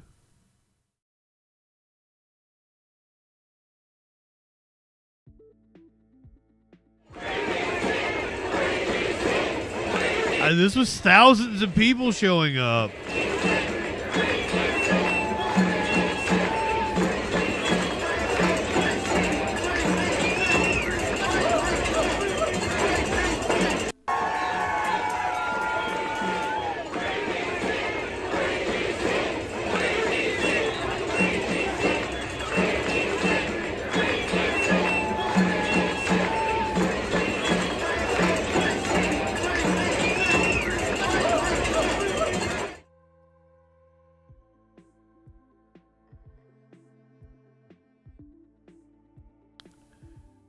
Fox called the protests a meltdown.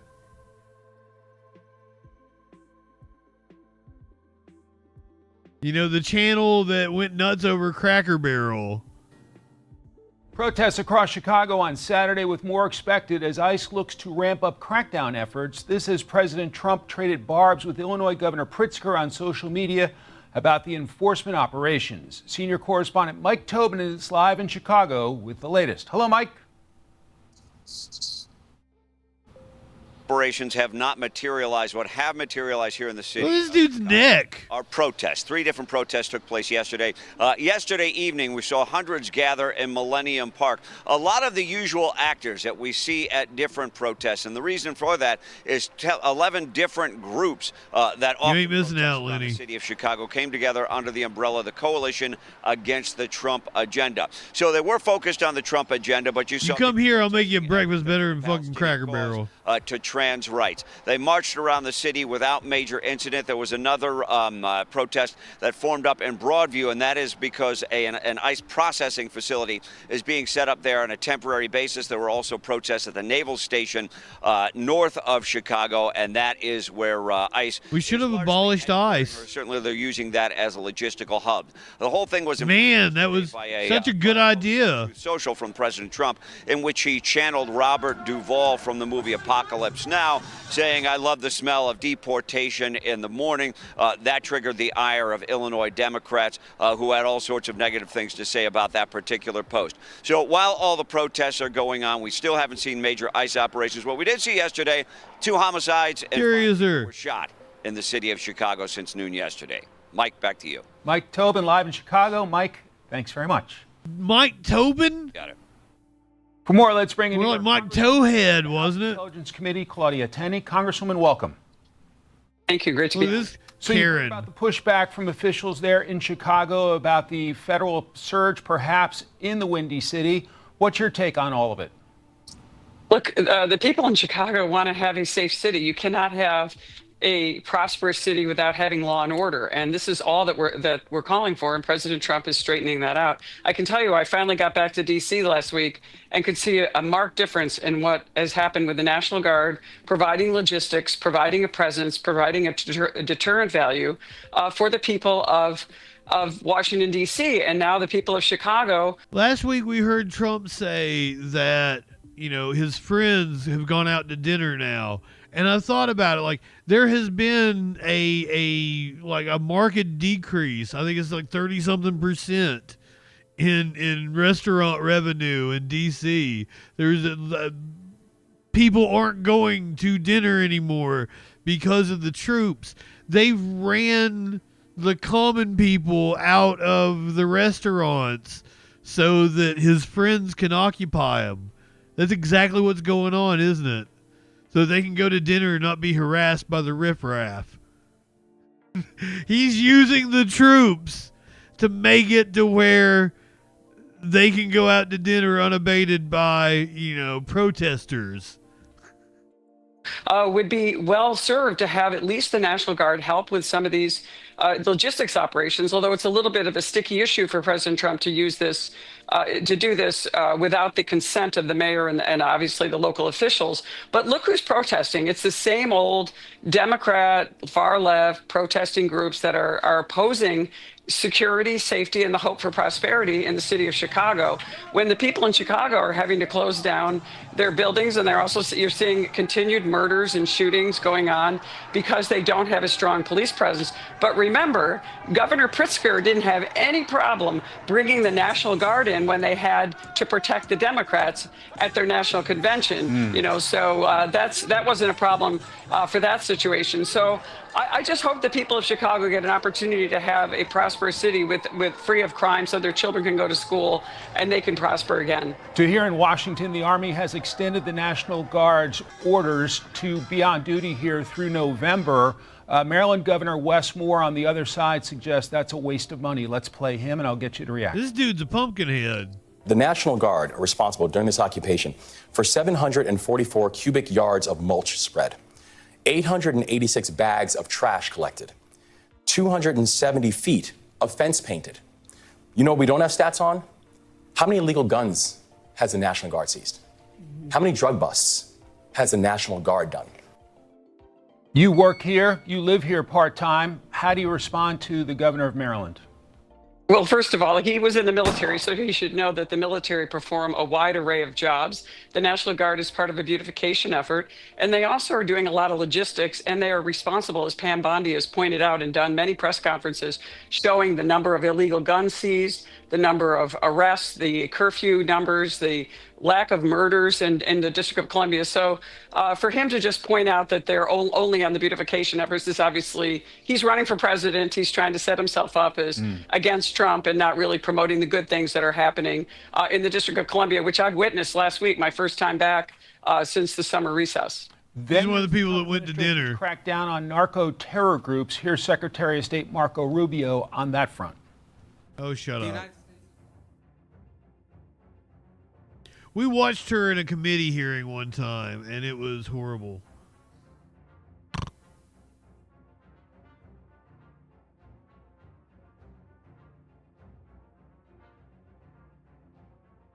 The New York mayor's race getting incredibly interesting.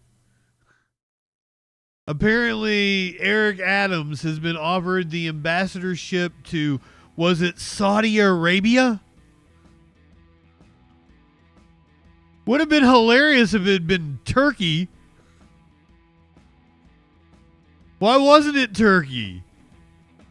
He ain't taking it?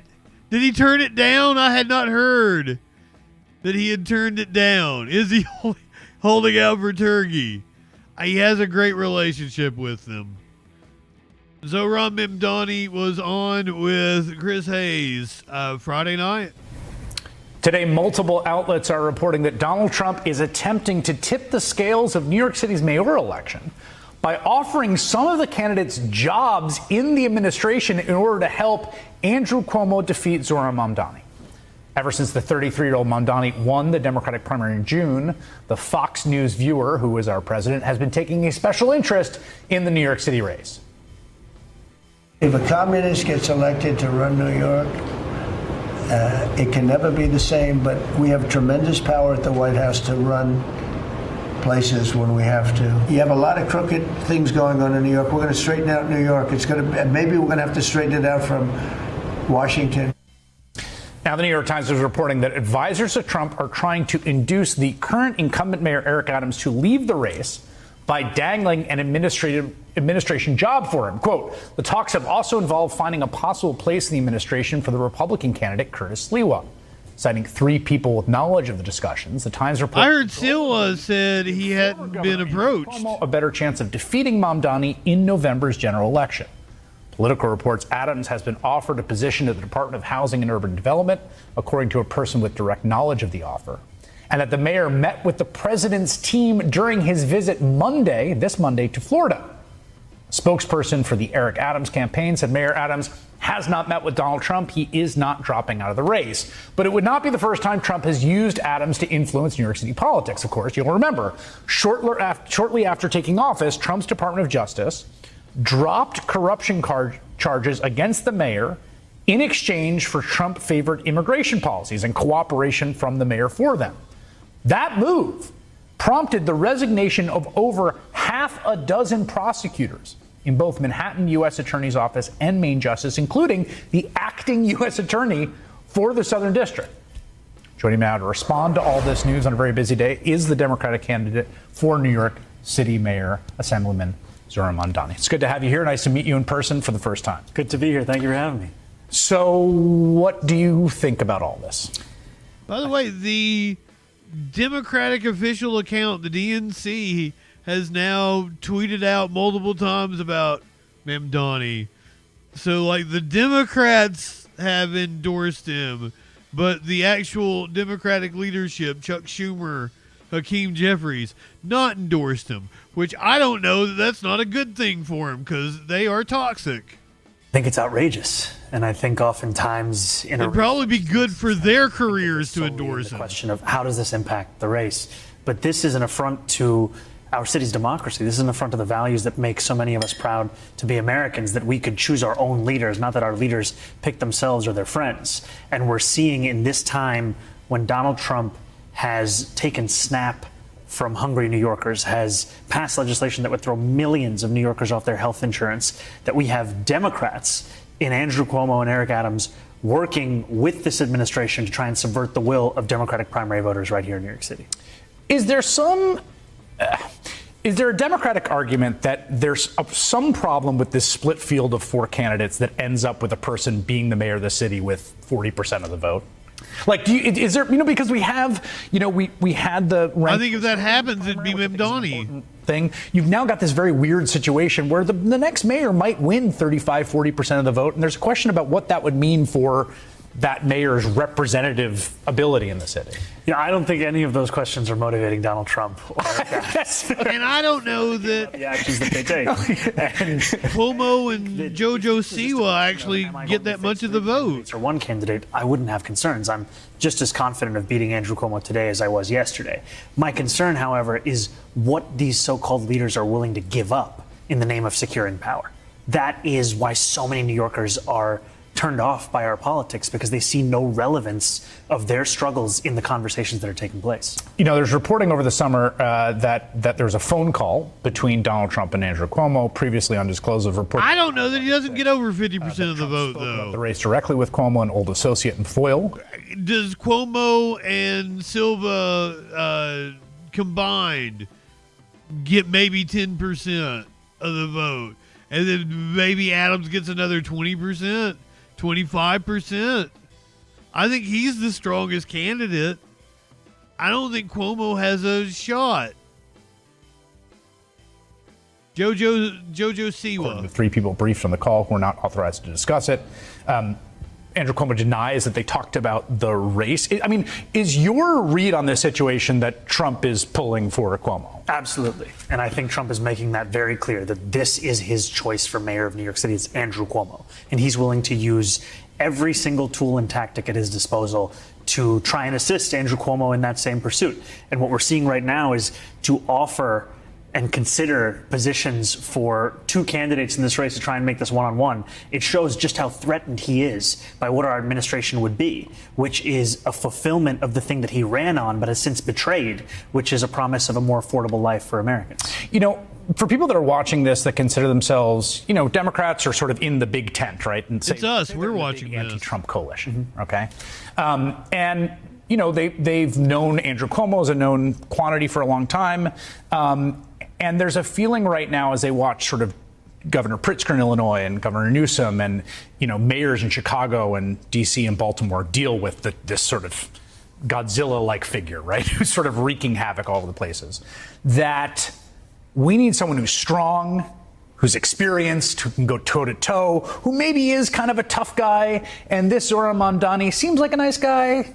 He seems charming. He's 33 years old. Like, do I think that's the guy that can go toe-to-toe with the threat that is Donald Trump, as opposed to Andrew Cuomo, who's really been around the block? Yeah. Let's take the example of California. When Donald Trump deployed the National Guard to California, one of the key ways in which they responded was working together with the mayor of LA, the governor of California, the attorney general, all coming together to file a lawsuit that a judge just yesterday found that deployment was illegal. Can you imagine Andrew Cuomo working with the attorney general of this state, whose endorsement I am proud to have, Tish James, the governor, Kathy Hochul, to work together to fight Donald Trump when he's spoken to Donald Trump more than he's spoken to Kathy Hochul over the course of this race? This is a man who believes in nothing other than his own power. And he spent so much of the primary saying he was best positioned to fight Donald Trump. He's now spending the general saying he's best positioned to work with Donald Trump. And New Yorkers want a mayor who is accountable to them, not to someone in the White House who is looking to rip up the very fabric of the city. Being New York mayor, to me, strikes me as probably the hardest job in America, in American politics after president. I mean, I really like, it's basically your job for everyone to hate you, essentially. You know that, right? No one's gonna be like, hey, buddy. Like, everyone's kind of pissed off all the time because it's New York City. It's New York City, yeah, right? Like, life is tough. Like, things are crowded, things are expensive. Like, there's a lot of reasons for that. But then on top of that, right? So it's a hard enough job in normal times. But I mean, as we're watching him threatening to send in the National Guard to Illinois, no respect for like the law as it stands. Like, you can't bound yourself within some confines of like, well, he won't do that because it's illegal. Like, how are you thinking about preparing you guys want to see a job itself in terms of having this?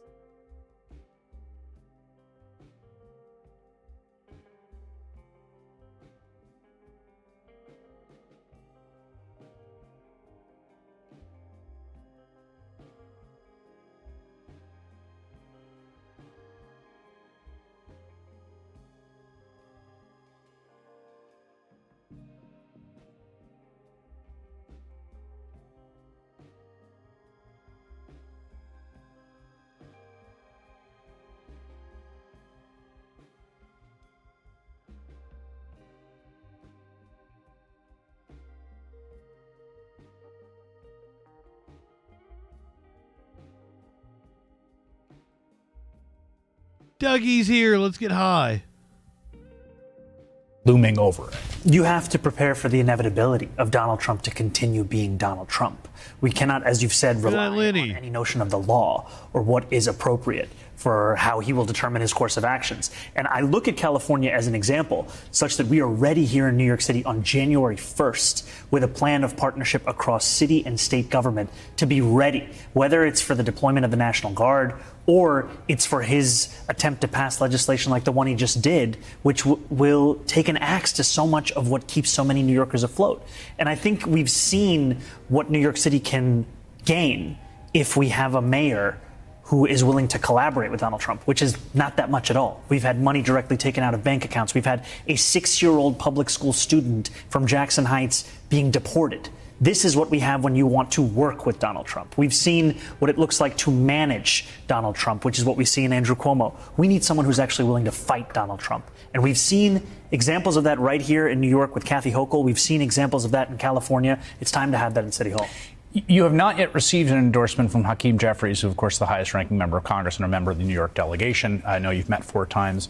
Kathy Hochul has not officially endorsed yet, if I'm not mistaken.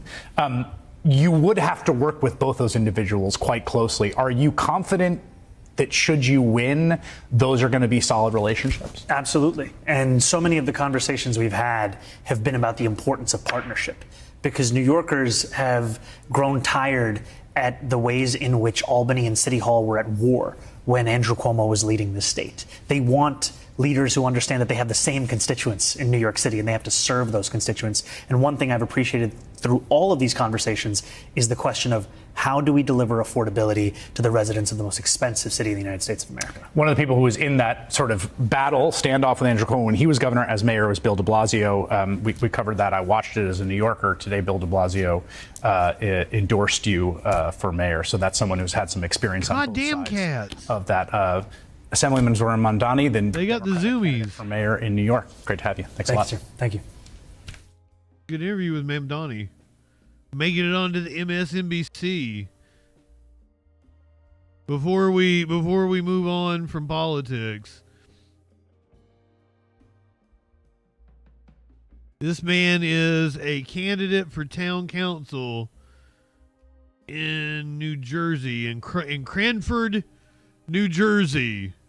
This man is a candidate for town council. He also is apparently complaining about property taxes. So he wanted to raise awareness of property taxes at a meeting. So he did this.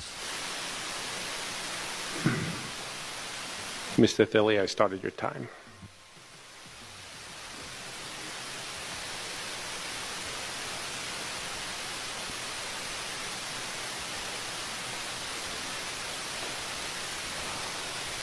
He popped the collar beforehand.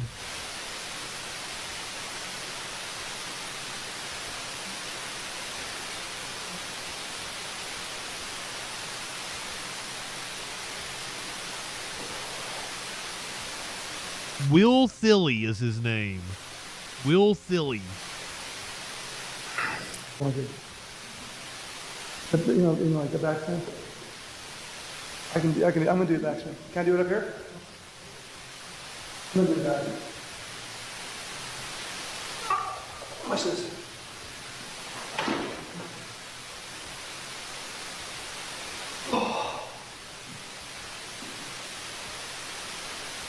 His name is Willie Thilly.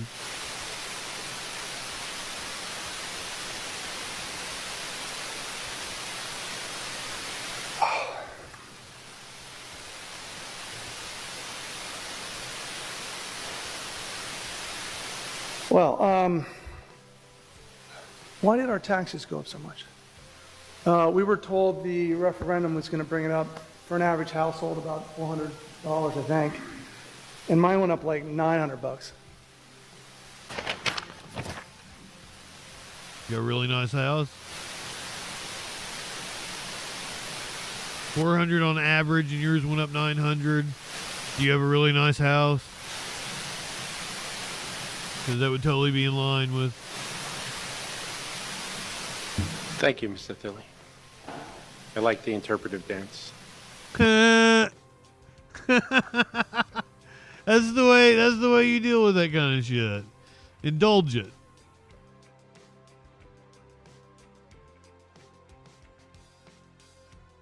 All right, let's do some crime. I've got some fun stuff at the end, but it gets a little gruesome here for a little bit. So if you don't like the particularly gruesome stuff, come back in about 10 minutes. It's not too much. It's not, well.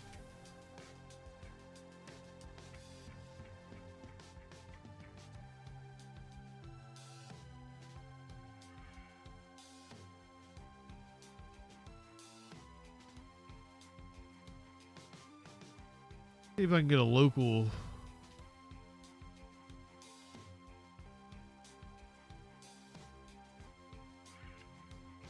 See if I can get a local hit on this instead of the Fox Nation.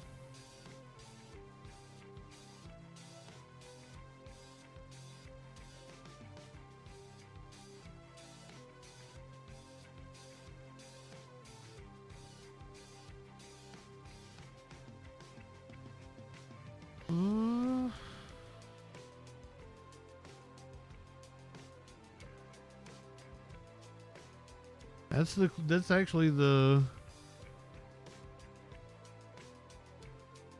newest one, so maybe it has the newest information. Let's go with it. A cheerleader in Kentucky has been accused of hiding her dead baby's body in her dorm.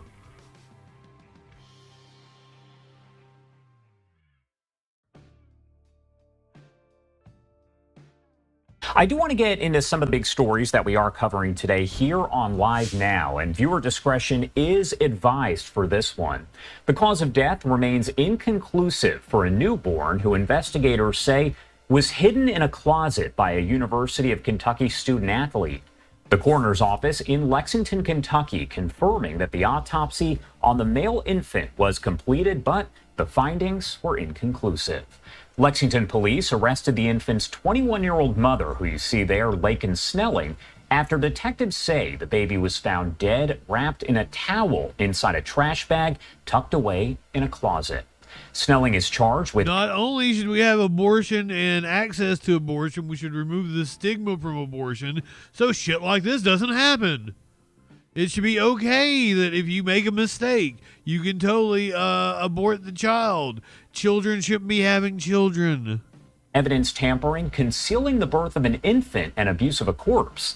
A spokesperson for the University of Kentucky confirmed... You didn't think about the smell. ...stunt team described as a, quote, head-to-head competition between two teams that focuses on the technical and athletic aspects of cheer. Again, viewer discretion advised here as the story is disturbing.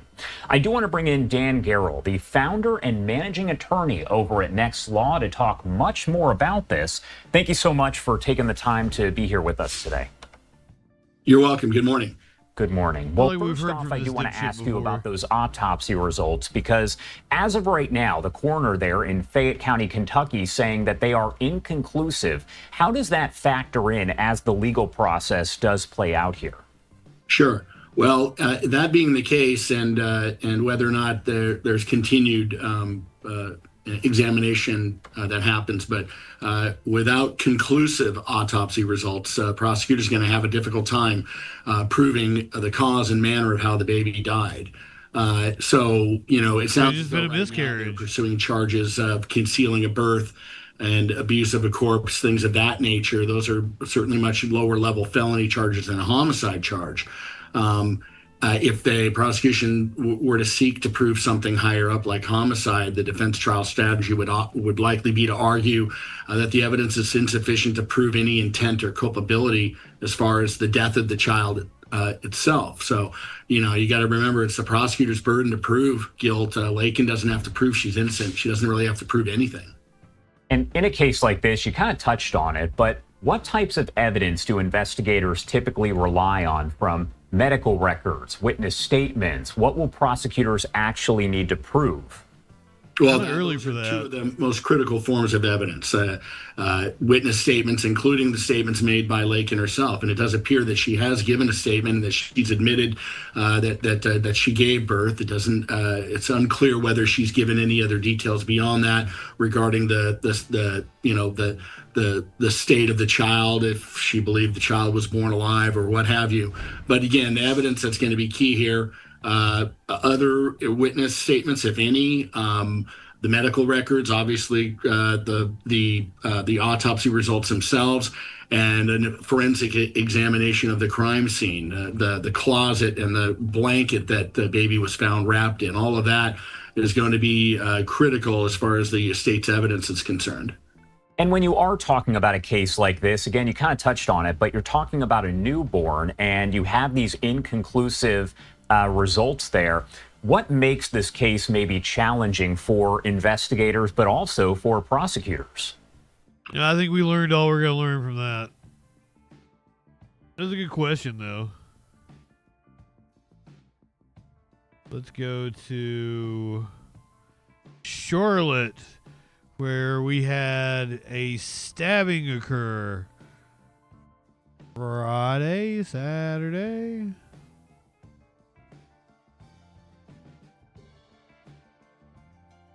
Braylon's video on a light rail car in Charlotte shows the moments before and after a passenger stabs another passenger to death. So once again, content warning on this one. Gets a lot lighter after this. Stabbing that happened in Charlotte.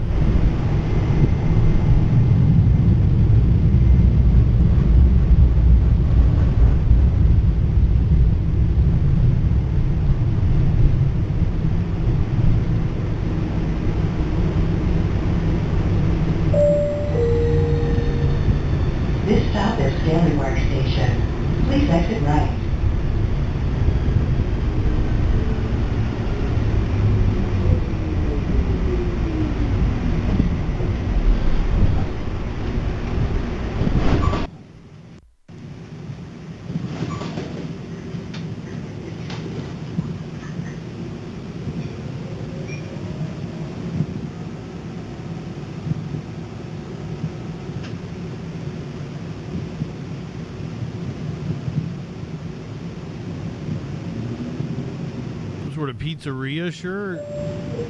Looks like they're going to work.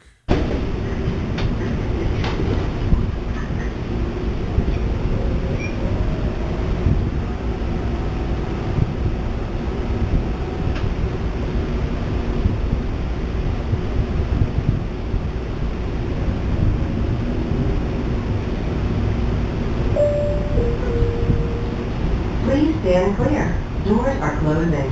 Train is about to move.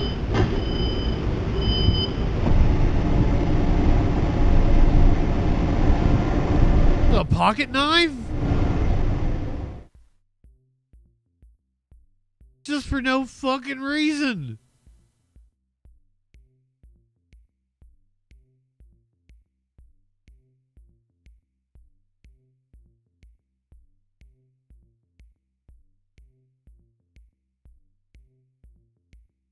Yeah, but the fact that it's a pocket knife makes it so much worse.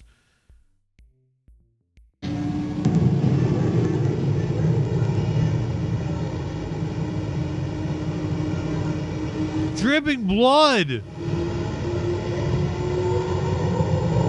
The hell?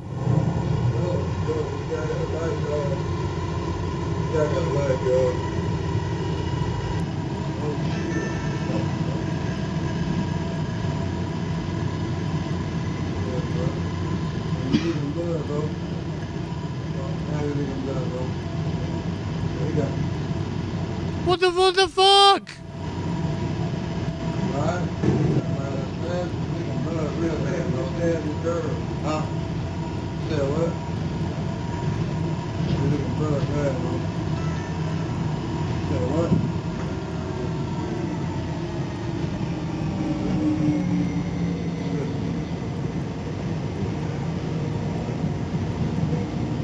Good Lord. This is wild.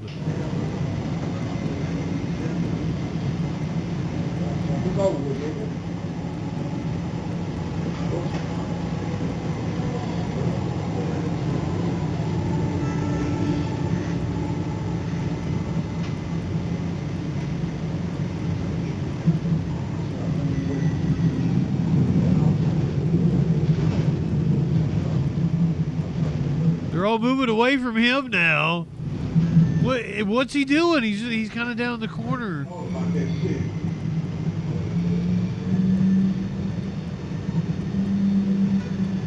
All the passengers have moved away from him. This stop is East West Boulevard Station. Please exit right. I think you're right. I think he did stab himself. Or cut himself as he was stabbing the girl. Holy shit! It's actually Charlotte, North Carolina.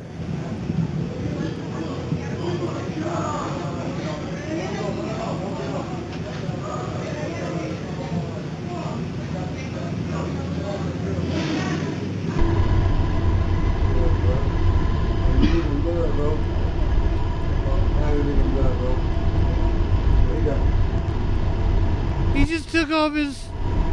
I guess he's wrapping... If he's got a wound, he's wrapping it with the hoodie.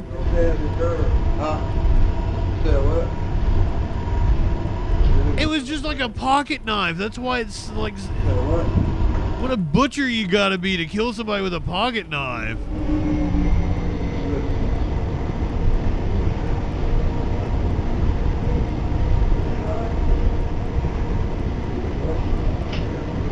Absurd.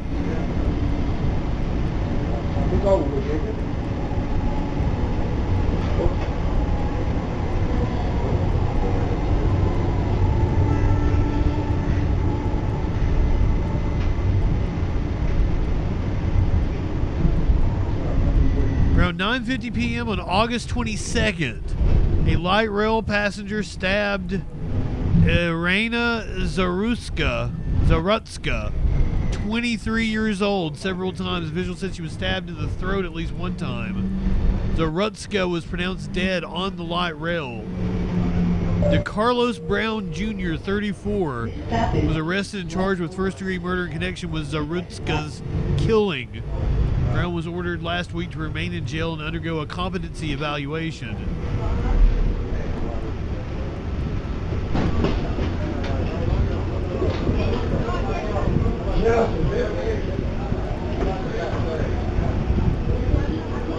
Brown was reportedly injured in the attack. Here, let me read from the story for you guys. Also has a picture of the young lady and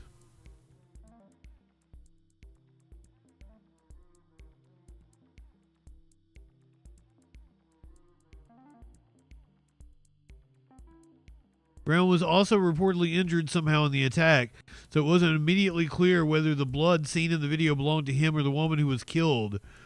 Once at the other end of the rail car, Brown could be seen removing his sweatshirt and then holding it in his hand.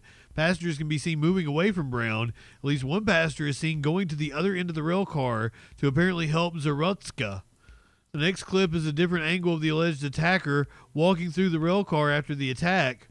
The alleged attacker can be seen exiting the rail car at the next stop. Several passengers also exited from the rail car at that time.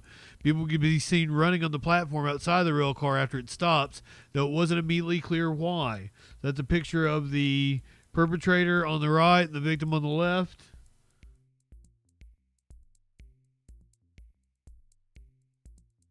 Yeah, it happened within minutes of her boarding. It was believed that Zarutska and Brown did not know each other. A believed motive for the stabbing has not yet been provided by investigators. Authorities reportedly found Brown shortly after the deadly stabbing. He was taken to the hospital for a laceration on the outside of his hand and charged with murder after his release from the hospital.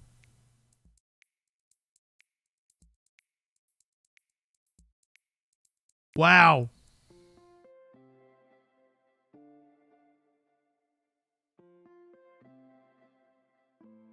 Willie Tilly. I can't believe that guy's name was Willie Tilly.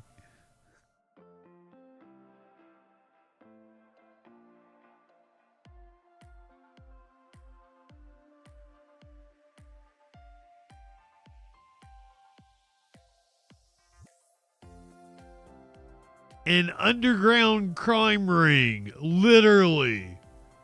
I'm not using underground colloquially to refer to like a black market. No, they literally were taking cars underground. Only on Fox 11 tonight, shocking claims of a crime and on the Troll Patrol tonight. Maze of tunnels to stash stolen cars. Fox 11's Matthew Seedorf, he's live in Montebello with an exclusive look inside this underground crime scene and why police fear it could get worse. Matthew. Well, Marla, it sounds like something almost out of a movie. Thieves using tunnels to hide stolen cars and then take them apart. One man says it's happening all the time. Out of sight and off the grid. A Fox 11 exclusive into the Whittier Narrows, a place one man claims stolen cars disappear. How frequently are stolen cars ending up right here? I would say on average at least once a week. He works along the dam and isn't showing his face out of fear of retaliation. But along the Rio Hondo is this tunnel he says is used like a garage by thieves trying to hide their loot. They come into the channel and they hide because they know that whether the car has low jack or not or some sort of GPS tracker on it, once it's underneath 3 feet of concrete or soil, the signal is lost. Just 2 weeks ago, Skyfox was above this wild police chase in Pico Rivera, where a man in a stolen truck used the exact same tunnel to get away. For me, seeing it, it was just another business day for them. You were not surprised. Oh, no way, that's the tunnel? Oh, shit. We watched that chase. The whistleblower to another spot about 1.5 miles away. Welcome to the Bermuda Triangle, where people who want to get lost, and things they bring here get lost. He claims these are photos of stolen cars brought here. That's amazing. And stripped for parts. They are their own band of brothers, their own group in which they work with each other to, they barter and trade in stolen goods. A spokesperson from the LA County Sheriff's Department tells Fox 11 the area has been a spot used by the homeless for years, adding arrests related to narcotics and other crimes have been made, and stolen vehicles have also been recovered. Some people might think this is some sort of conspiracy theory, that this is not true. I don't know what to say about that. For myself, I just see it as plain fact. Clinically, welcome in. So this he is says- awesome. Yeah, I fucking love on this that story. tunnel. Otherwise, he thinks this is going to keep on happening. Reporting live tonight, Matthew Seedorf, Fox 11 News.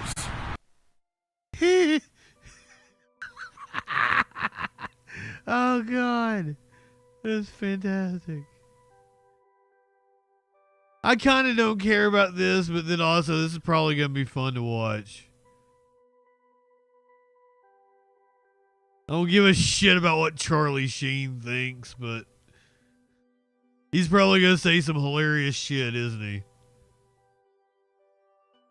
DJ Dub, did I tell you good evening? Down with Charlie, and what an interview it was, because he's been in the spotlight for decades, from movies and TV to his life off camera to his very public meltdown more than a decade ago. Well, now he's writing about his life in a new memoir, and Charlie... Oh, it's a book plug. You ready? I am, yes. How about you? I don't know. Charlie Sheen has been making headlines. It's always a book plug. From his hard partying image and show business family to his high-profile relationships and record-breaking salary demands. But there's some things you talk about you've never shared before publicly. Correct, yeah. Now the ultimate Hollywood bad boy is chronicling it all in a new memoir. Is anybody a fan of Charlie Sheen in the chat? Like, I am on a drug. It's called Charlie Sheen. What do you think when you look back then? Do you recognize yourself? I don't know who that is. And that's not a cop-out. It's or I don't know what part of me that came from. It's weird. It's like there's a possession going on. I'm like... What's good about Charlie Sheen? What's a good movie of his? Or God, stop. You have any regrets? I do, but I can't... There's no value in them. You know, I guess the only way to deal with it is just to not ever do anything or allow myself to I've seen Wall Street. Wind up in a situation where years and years ago, message I want to send to the world in that capacity, because there's probably a lot of people out there. I don't remember shit about it. Know me from the Platoon. I've never seen Platoon. Tiger Blood and Winning and all this other nonsense, right?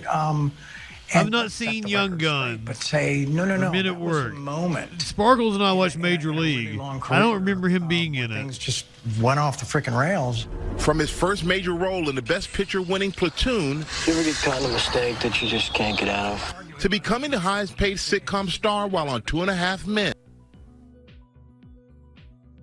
The movie Hot Shots. I was really looking forward to watching that with my mom. When I was a little kid, I was in like 2nd or 3rd grade, something like that. But that day at school,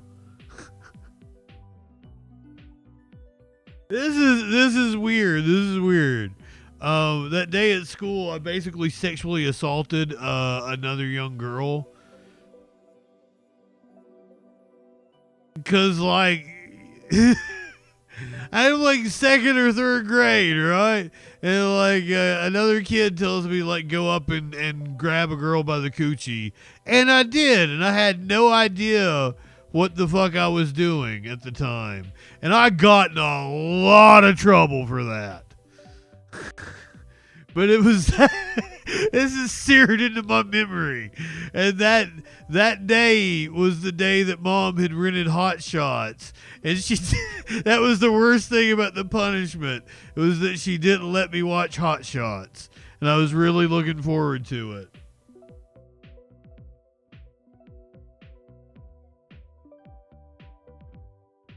Had no idea what the fuck I was doing at the time.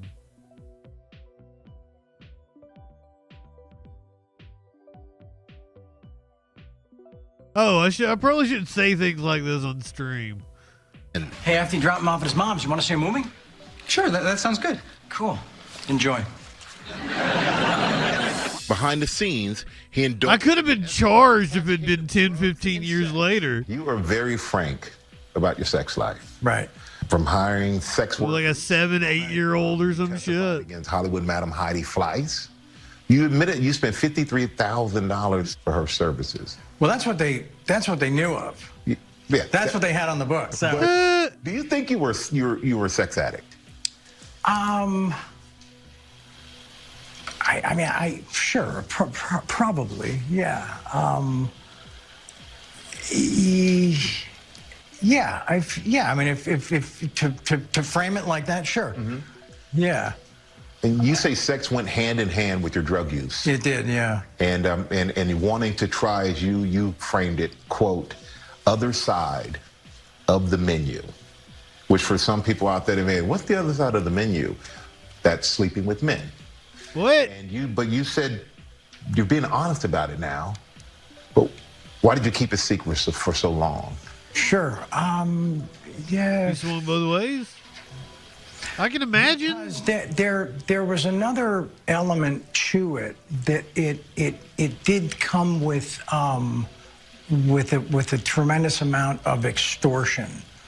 And so at the time I was just like, all right, let's just extortion? keep it quiet and just hope it just stays over there, make it go away. You know, just make it go away, and then. So you were just paying people not to. Yeah, because they would have had videoed things or whatever, and had stuff over me. So that was you sucking dick. You know, and that's a bad feeling. But again, that's not what I led with. I just led with, all right, people talked about this and this thing and whatever, and so I just need to be free of that, and then see how the world feels if people know that stuff. It's okay to suck dick, sir. About, oh, geez, if I ever reveal that, then this has to be how I'd be dealt with, how I'd be treated, how they'd feel. In 2015, Sheen publicly revealed that he was HIV positive. That was a tremendous relief. That felt like, okay, all right, there's that. Now I can focus on some other things. That was 10 years ago. That's also not shocking. You're right. So how you feeling now? I feel pretty good. Sheen says he stopped using drugs in 2015 and that he has now been completely sober for nearly 8 years. What was the final California sober? It was, my body was starting to reject it. I talk about that in the book, literally like turning inside out. That was a mess. Your kids. Yeah. Cassandra, you were 19 Yeah. when you had her with your high school sweetheart. And then you have the two daughters, Sammy, who's 21, Lola's 20 with Denise. Yeah. And you have twin sons, Bob and Max. With Brooke. How's your relationship with your children? Who's Denise? As your sobriety has evolved over the last 8 years, you've been sober. We have relationships, and we have. You said it like we should know. And they really have nothing to do with anything that I do for a living. Because, up to a certain age, kids have no interest. Well, you probably know. They don't care about, what. You like to party then, eh? Father. Yeah. Your daughter, Sammy, she's spoken about a rift. And she looks like Denise Richards. Holy shit. These days? I feel like as long as everybody's still in the game. Lucky girls, you didn't end up looking like him. I don't really know what I did. That's the problem. I don't know what I'm supposed to yet apologize for. But I have absolute faith that it's not a forever thing, and her and I will work it out. I'll give Platoon a chance. I'll put some Platoon on like this weekend or something. Some moment. Next weekend. It's still this weekend. Destroy all of that. Yeah. The book is called The Book of Sheen. It's the first title he came up with, and never. The Book of Sheen. New ones that were better. We said this one just fit. It is out on Tuesday. We're gonna have much more of my interview with Charlie on Monday, and he's gonna share, other parts of his past that he's kept a secret. And he's gonna talk about his long career. 69 degrees. Yeah, very thoughtful, very honest. Nice. And George, and they had the book and the documentary, and they are. It's always a book plug. I thought that'd be interesting, though. It kind of wasn't. But this is interesting. Who gives it, like, Charlie Sheen's boring. This guy sounds like what everybody thought Charlie Sheen, like, actually was. This is the real wild man. Some good news here. 2 men have been arrested in connection with the theft of a wedding gift box in Glendale. The thieves ruined what should have been one of the local newlyweds' best nights ever. One of them is accused of stealing roughly $60,000, and the other was the alleged getaway driver. Eyewitness News reporter Tim Caputo has the details on the arrest. Less than a week after an Orange County couple became victims at their own wedding, police have recovered thousands of dollars that were stolen from them, and that's not all they found. It was the wedding heist heard around the world thanks to this now viral video of a well-dressed thief making off with a bride and groom's gift box last weekend, while his black suit and dress shoes allowed him to fit in at Nadine and George Farahat's 300-guest wedding in Glendale. He couldn't hide from the various security cameras inside that got clear pictures of his uncovered face before, during, and after this wedding crash and grab. A lot of tips come in from that. Some were good, some were bad, but that helped us identify the suspects pretty early on in the investigation. Just 5 days after the couple said "I do," Glendale police arrested Armin Shiragini and say he's the man who stepped on the dance floor and waltzed out of the Somebody fucked his nose up. Tens of thousands of dollars worth of cash and checks from the wedding. We spoke with the newlyweds earlier this week. I ended up sitting on the dance floor sobbing with my friends and cousins around me. Glendale police say they recovered a pile of checks and a good amount of cash inside a safe at the suspect's home. Obviously, this person did hit the jackpot. We believe they got about $60,000 and then a few checks. We did recover 26 checks in total and about $10,000. And another surprising find when police executed search warrants on both Shiragini's house and the home of the alleged getaway driver, now identified as Andronik Atavizian, a large amount of drugs and a ton of guns.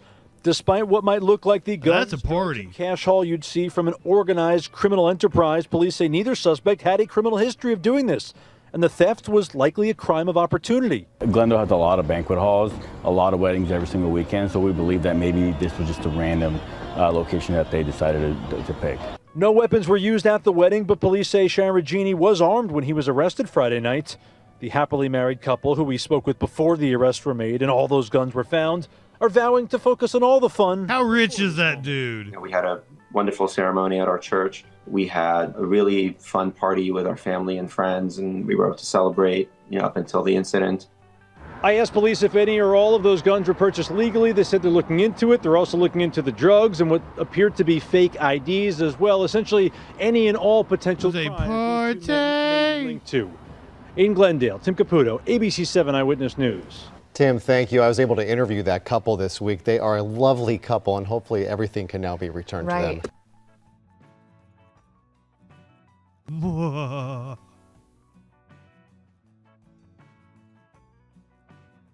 A woman has entered the Guinness Book of World Records.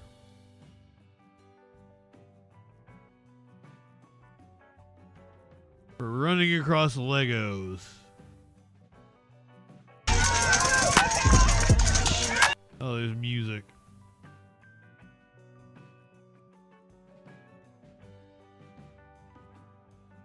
Fastest 100-meter barefoot on Lego bricks by Gabrielle Wall from New Zealand.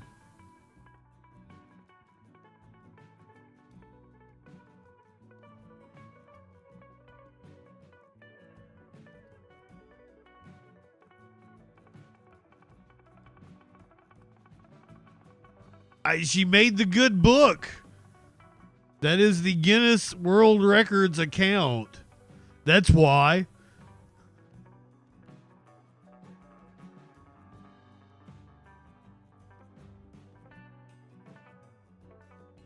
Has anybody ever seen the movie Dirty Sanchez?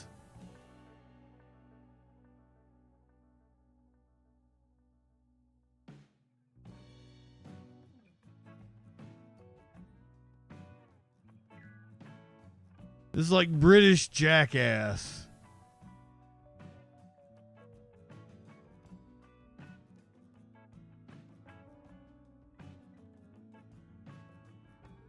They convince one of their comrades to take like 200 and something paintballs to the bear skin to make it into the Guinness Book of World Records, but there was no record for that. They just made it up. And they hired some dude to be the Guinness guy and gave him a certificate. Because, like, that's what I loved about that. It was psychological. So this dude thought he made it into the Guinness Book of World and cried. Covered, just fucking bruised head to toe because they had shot him with paintball. But like he had like genuinely thought he had accomplished something. And like, I'm gonna go down in history. And it meant so much to him. So like an hour later in the movie, when he pulls some prank on them and they reveal to him he's not really in the Guinness Book of World Records, like it is a heartbreak. And he loses it. It's insane. Libertad's seen it because you're British. British jackass, so, you know, Parliament. Oh, they're Welsh. I'm sorry. They're not British. They're Welsh. That's it. So I don't fucking know the difference, by the way. I would say most Americans don't know the difference. Oh, God.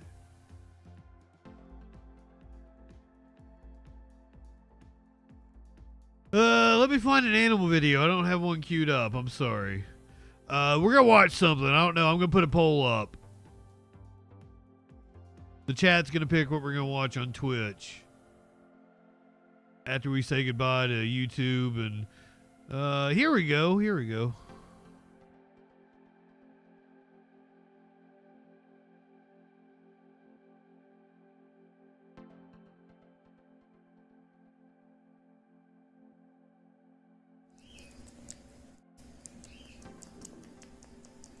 Here's you a squirrel.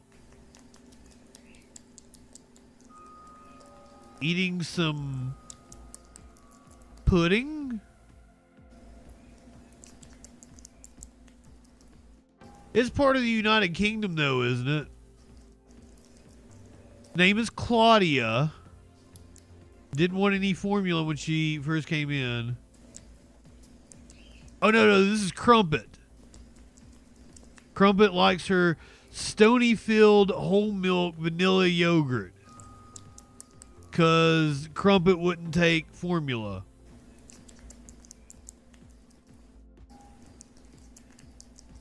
So this is Crumpet eating vanilla yogurt.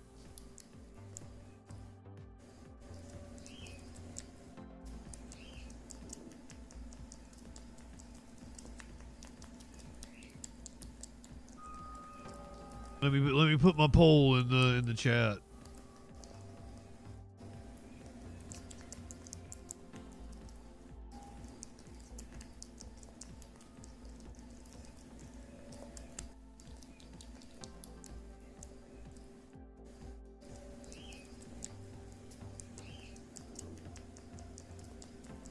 Oh, I'm going to pull it right out.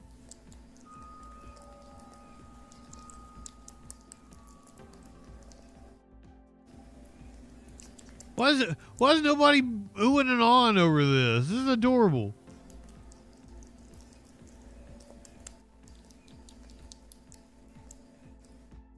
Tough crowd. I get no respect.